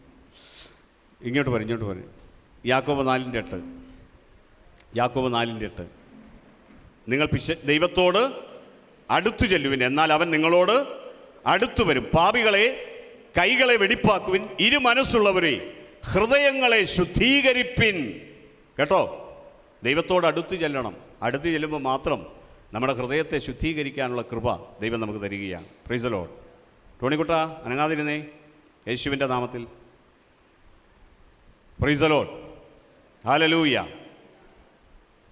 യാക്കോബിൻ്റെ 4:8. ദൈവത്തോട് അടുത്ത് ചെല്ലുവിൻ, എന്നാൽ അവൻ നിങ്ങളോട് പാപികളെ കൈകളെ വെടിപ്പാക്കുവിൻ, ഇരു മനസ്സുള്ളവരെ ഹൃദയങ്ങളെ ശുദ്ധീകരിപ്പിൻ. അടുത്ത വചനം പറയുന്നത്, സങ്കടപ്പെട്ട് ദുഃഖിച്ച് കരയുവിൻ, നിങ്ങളുടെ ചിരി ദുഃഖമായും സന്തോഷം വിഷാദമായും മാറട്ടെ. അപ്പം നമ്മുടെ ഹൃദയങ്ങളെ എന്ത് ചെയ്യണം? ശുദ്ധീകരിക്കണം. പറഞ്ഞേ, ശുദ്ധീകരിക്കണം. ഉറക്കെ പറ, ശുദ്ധീകരിക്കണം. സങ്കീർത്തനം 24-ാം അധ്യായത്തിലേക്ക് ഒന്ന് വരാം. 24-ന്റെ 3-4 വാക്യങ്ങൾ വായിക്കാം. സങ്കീർത്തനം 24-ാം അധ്യായം 3-4 വാക്യങ്ങൾ. യഹോവയുടെ പർവ്വതത്തിൽ ആര് കയറും? അവൻ്റെ വിശുദ്ധ സ്ഥലത്ത് ആര് നിൽക്കും? വെടിപ്പുള്ള കൈയും നിർമ്മല ഹൃദയവുമുള്ളവൻ. കണ്ടോ, യഹോവയുടെ പർവ്വതത്തിൽ കയറണമെങ്കിൽ നിർമ്മല ഹൃദയമുള്ളവനാകണം. 32-ാം അധ്യായത്തിലെ ആണെന്ന് തോന്നുന്നു, പുറപ്പാട് പുസ്തകത്തിൽ യഹോവയായ ദൈവം മോശയോട് അരുളി ചെയ്യുന്നു, നീ അതികാലത്ത് എഴുന്നേറ്റ് നീ എൻ്റെ അടുക്കൽ നീ കയറി വരിക. പർവ്വതത്തിലേക്ക് കയറി വരാൻ. എന്തിനാ? സീനായി മലയുടെ മുകളിൽ വെച്ച് ഒരു കല്ലിൽ എഴുതിയ പ്രമാണം നൽകാൻ വേണ്ടി ദൈവം അവനെ ക്ഷണിക്കുകയാണ്. അപ്പോൾ അത്രമാത്രം വിശുദ്ധമായ നിയമം തൻ്റെ ഭക്തന്മാർക്ക് നൽകാൻ വേണ്ടി ദൈവം അവനെ പർവ്വതത്തിൻ്റെ മുകളിലേക്ക് കയറ്റുകയാണ്. എൻ്റെ സഹായം എവിടെ നിന്ന് വരും? ഞാൻ പർവ്വതങ്ങളിലേക്ക് കണ്ണുകൾ ഉയർത്തുന്നു. എൻ്റെ സഹായം എവിടെ നിന്ന് വരും? എൻ്റെ സഹായം ആകാശവും ഭൂമിയും ഉണ്ടാക്കിയ യഹോവയിങ്കൽ നിന്ന് വരുന്നു. നിന്റെ കാൽ വഴുതുവാൻ അവൻ സമ്മതിക്കുകയില്ല. ഇസ്രായേലിൻ്റെ പരിപാലകൻ മയങ്ങുകയില്ല, ഉറങ്ങുകയില്ല. ഏത് സങ്കീർത്തനത്തിലാണ്? 121, 1-2 വാക്യങ്ങളിൽ നമ്മൾ വായിക്കുന്നു. പറഞ്ഞ ഹല്ലേലൂയ. ഉറക്കെ പറഞ്ഞ ഹല്ലേലൂയ. അപ്പോൾ പർവ്വതം എന്ന് പറഞ്ഞാൽ പഴയ നിയമത്തിൻ്റെ പശ്ചാത്തലത്തിൽ ദൈവസാന്നിധ്യമുള്ളതാണ്. അപ്പോൾ പഴയ നിയമത്തിൻ്റെ പശ്ചാത്തലത്തിൽ പർവ്വതത്തിലേക്ക് കയറുവാൻ ആർക്കാ കഴിയുന്നത്? വെടിപ്പുള്ള ഹൃദയവും നിർമ്മല ഹൃദയവുമുള്ളവൻ. ദൈവസാന്നിധ്യം അനുഭവിക്കണമോ? നിർമ്മല ഹൃദയത്തോടുകൂടി ദൈവത്തിൻ്റെ അടുക്കലേക്ക് ചെല്ലണം. നിങ്ങൾ മത്തായി സുവിശേഷം 5-ാം അധ്യായത്തിൻ്റെ 8-ാം വാക്യത്തിൽ വായിക്കുന്നത് എന്താണ്? ഹൃദയശുദ്ധിയുള്ളവർ ഭാഗ്യവാന്മാർ, അവർ ദൈവത്തെ കാണും. ദൈവത്തെ കാണണമെന്ന് ആഗ്രഹമുള്ളവരെന്ന് കൈയുയർത്തിക്കുക. ഹൃദയം ശുദ്ധീകരിക്കണം. ഹൃദയം ശുദ്ധീകരിക്കാൻ എന്ത് ചെയ്യണം? വെള്ളം കൊണ്ട് കഴുകിയാൽ മതിയോ? പോരാ, വെള്ളം കൊണ്ട് കഴുകണം. ഏത് വെള്ളം കൊണ്ട് കഴുകണം? സ്നാനജല നദിയിൽ നിൻ്റെ പഴയ മനുഷ്യനെ മുക്കിക്കളയാൻ, ഒരു പുതിയ മനുഷ്യനാകാൻ, നിന്നെ ശവക്കുഴിയിലേക്ക് മരിച്ചു കഴിയുമ്പോൾ ഒരു മനുഷ്യൻ്റെ ശരീരം കൊണ്ടുപോകുന്നതിന് നിൻ്റെ പഴയ മനുഷ്യനെ അടക്കം ചെയ്ത് ഒരു പുതിയ മനുഷ്യനെ അവിടുന്ന് ഉയർത്തെഴുന്നേൽക്കണം. ശക്തിയുടെ ഹല്ലേലൂയ പറഞ്ഞേ, കരമുയർത്തി ഹല്ലേലൂയ പറഞ്ഞേ. ഇവിടെ സഭയിൽ പലരും അതിനുവേണ്ടി ദൈവം അവരെ തയ്യാറെടുപ്പിച്ചു കൊണ്ടിരിക്കുകയാണ്. പരസ്യമായതിനെ അവർ പറഞ്ഞ് രംഗത്ത് വരികയാണ്. പ്രിയപ്പെട്ടവരെ, വെള്ളത്താൽ കഴുകണം. നമ്മളെ ജീവിതത്തിൽ നമ്മുടെ ഹൃദയത്തെ കഴുകുവാനുള്ള ഏറ്റവും നല്ല വാഷിംഗ് പൗഡർ യേശുവിൻ്റെ രക്തമാണ്. യേശുവിൻ്റെ രക്തമാണ്. 1 യോഹന്നാൻ 1:7 മുതൽ വാക്യങ്ങൾ. അവിടുത്തെ പുത്രനായ യേശുവിൻ്റെ രക്തം നമ്മെ സകല പാപങ്ങളിൽ നിന്ന് ശുദ്ധീകരിക്കുന്നു. നിന്നെ സകല പാപങ്ങളിൽ നിന്ന് ശുദ്ധീകരിക്കാൻ യേശുവിൻ്റെ രക്തം മതിയായതാണ്. വെടിപ്പുള്ള കൈയും നിർമ്മല ഹൃദയവുമുള്ളവൻ, വ്യാജത്തിന് മനസ്സുവെക്കാതെയും കള്ളസത്യം ചെയ്യാതെയും ഇരിക്കുന്നവൻ, അവൻ യഹോവയുടെ അനുഗ്രഹവും തൻ്റെ രക്ഷയുടെ ദൈവത്തോട് നീതിയും പ്രാപിക്കാൻ പോവുകയാണ്. മനസ്സിലായെങ്കിൽ ദൈവത്തെ സ്തുതിച്ചേ. നേരോടെ നടക്കുന്നവർക്ക് ജീസസ്. ലോകത്തിലുള്ള എല്ലാ മനുഷ്യരും വളഞ്ഞ വഴിയിലൂടെ നടക്കുമ്പോൾ നമുക്കും തോന്നും, നമുക്ക് നടന്നാൽ എന്താ?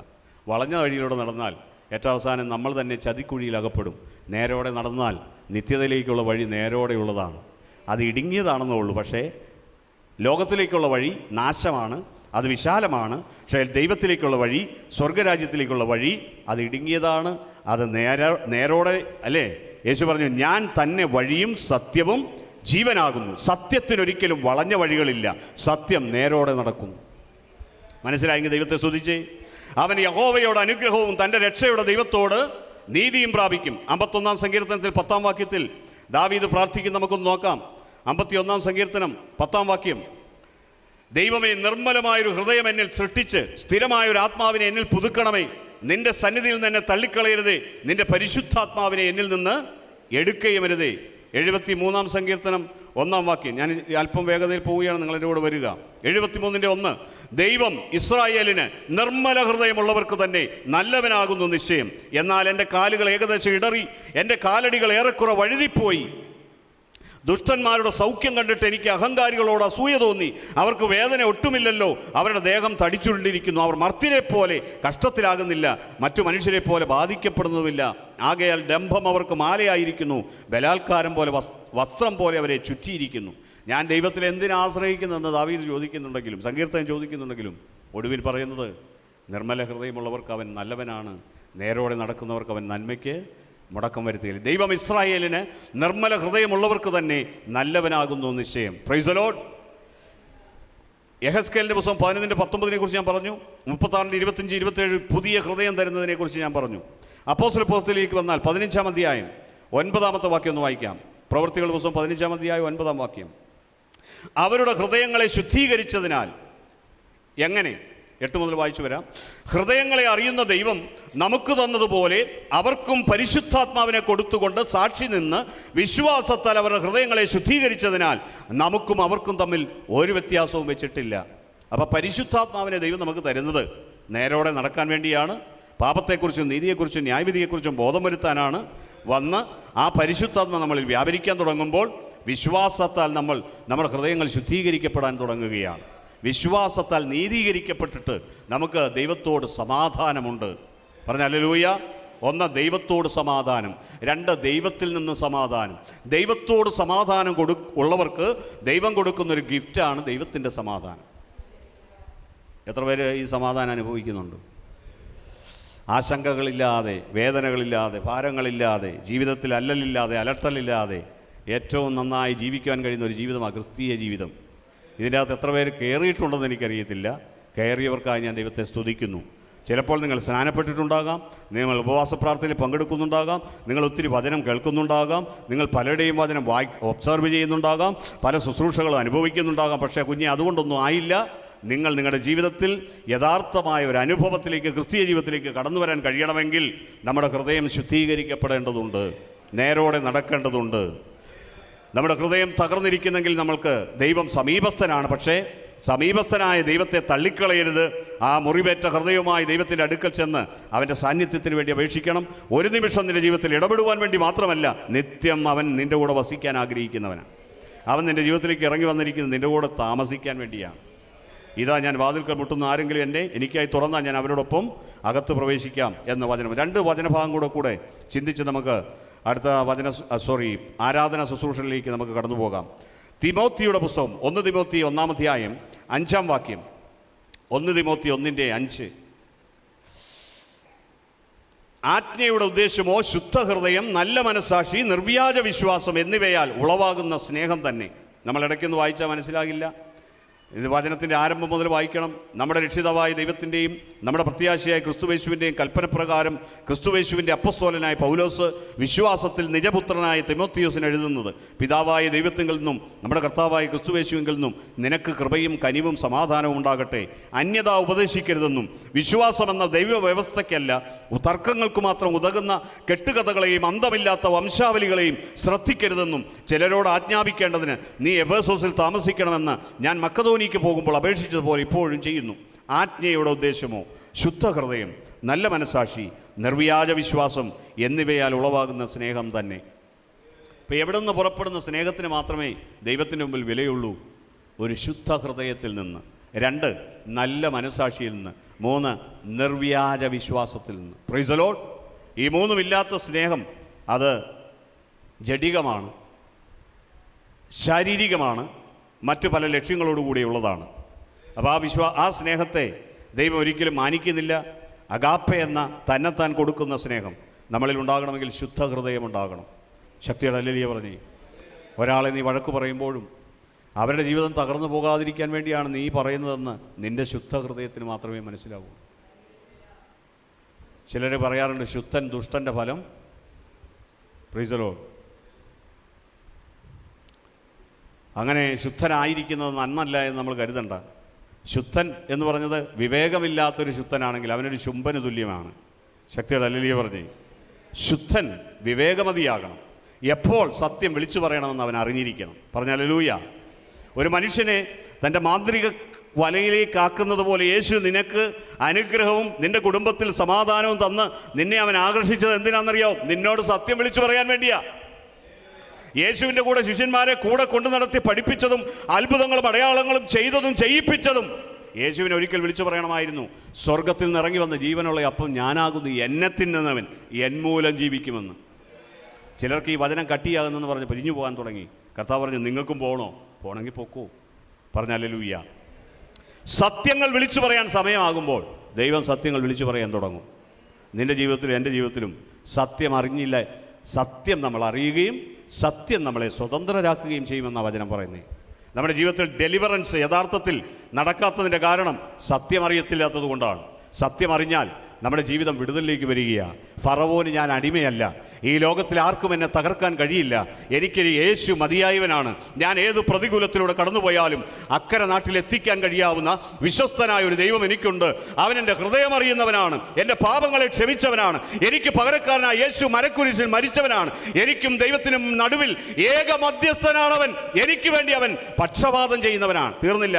വെളിപ്പാട് പുസ്തകത്തിലേക്ക് വന്നാൽ എനിക്ക് വേണ്ടി രക്തത്തെ ഊറ്റിത്തന്നവൻ അവനാണ്. പറഞ്ഞ ഹല്ലേലൂയ. രക്തം കൊണ്ട് എന്നെ മറുവിലയ്ക്ക് വാങ്ങിയത് അവനാണ്.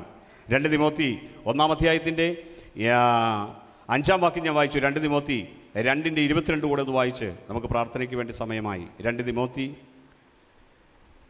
2:22. എല്ലാവരും തുറന്നൊന്ന് വായിച്ച്. വേദവസം തുറന്നോ? ഒരുമിച്ച് വായിക്കാം. യൗവന മോഹങ്ങളെ വിട്ടോടണം. എന്ത് മോഹങ്ങളെയാ?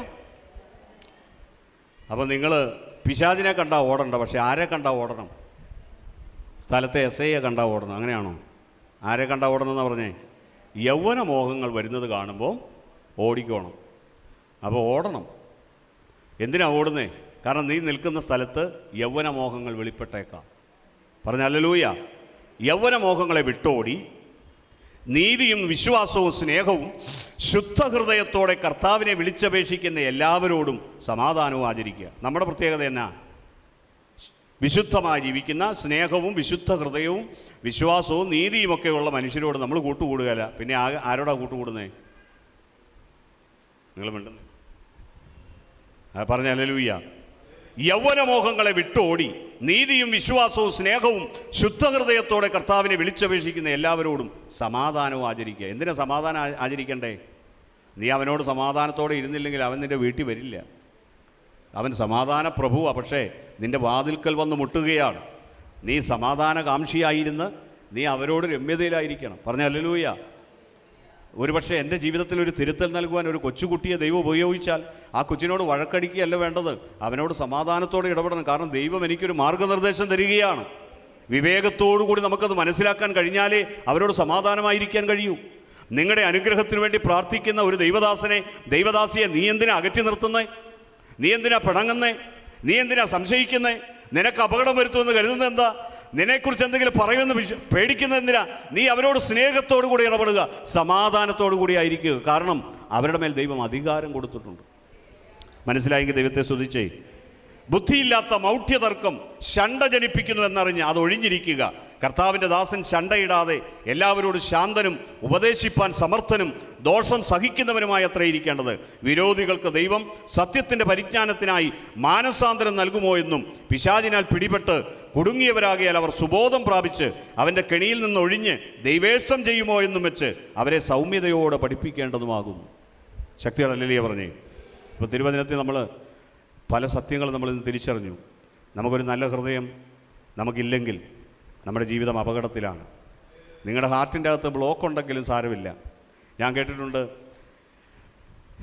സാരമില്ലെന്ന് പറഞ്ഞാൽ അവിടെ ഇരിക്കാൻ വേണ്ടിയല്ല, ഞാൻ കേട്ടിട്ടുണ്ട് വളരെ തിരക്കുള്ള ഒരു ശുശ്രൂഷകനാണ്, ഒരു ദൈവദാസൻ്റെ പേര് പെട്ടെന്ന് കിട്ടുന്നില്ല. അദ്ദേഹം 10 വർഷം മുമ്പ് 10 വർഷമായിട്ട് അദ്ദേഹത്തിൻ്റെ ഹാർട്ടിൻ്റെ അകത്ത് ശക്തമായ ബ്ലോക്ക് ഇങ്ങനെ ഇറങ്ങി വലിയ പ്രശ്നമായി. അദ്ദേഹത്തിന് ഒരു അഡീഷണൽ ഏതോ ഒരു ധമനി അതിൻ്റെ പുറത്തുകൂടെ വളർന്ന് അതിൻ്റെ അകത്തുകൂടെയാണ് ബ്ലഡ് സർക്കുലേഷൻ നടന്നുകൊണ്ടിരുന്നതെന്നാണ് കാരിത്താസുകാർ പറഞ്ഞതെന്നാണ് അദ്ദേഹം സാക്ഷ്യപ്പെടുത്തുന്നത്. എനിക്കിതിനെക്കുറിച്ച് അറിയില്ല. അദ്ദേഹം അദ്ദേഹം ഇങ്ങനെ ഒരു പബ്ലിക് ആയിട്ട് നിന്ന് പറയുമ്പോൾ അത് തീർച്ചയായിട്ടും അത് സത്യമാണ്. ഇതുപോലെ തന്നെ ഞാൻ പല സംഭവങ്ങൾ കേട്ടിട്ടുണ്ട്. ഞാൻ ഇദ്ദേഹത്തെക്കുറിച്ച് പറഞ്ഞത്, അദ്ദേഹത്തിൻ്റെ ഹാർട്ടിന് 10 വർഷം മുമ്പ് നിങ്ങൾ മരിച്ചു പോകേണ്ട മനുഷ്യനെ നിങ്ങൾ എങ്ങനെ ജീവിച്ചിരിക്കുന്നു എന്ന് മെഡിക്കൽ സയൻസിന് അത്ഭുതമാണ്. അതെ, മെഡിക്കൽ സയൻസിന് മുമ്പിൽ പലതും അത്ഭുതമാണ്. നിങ്ങൾ മിണ്ടുന്നില്ല.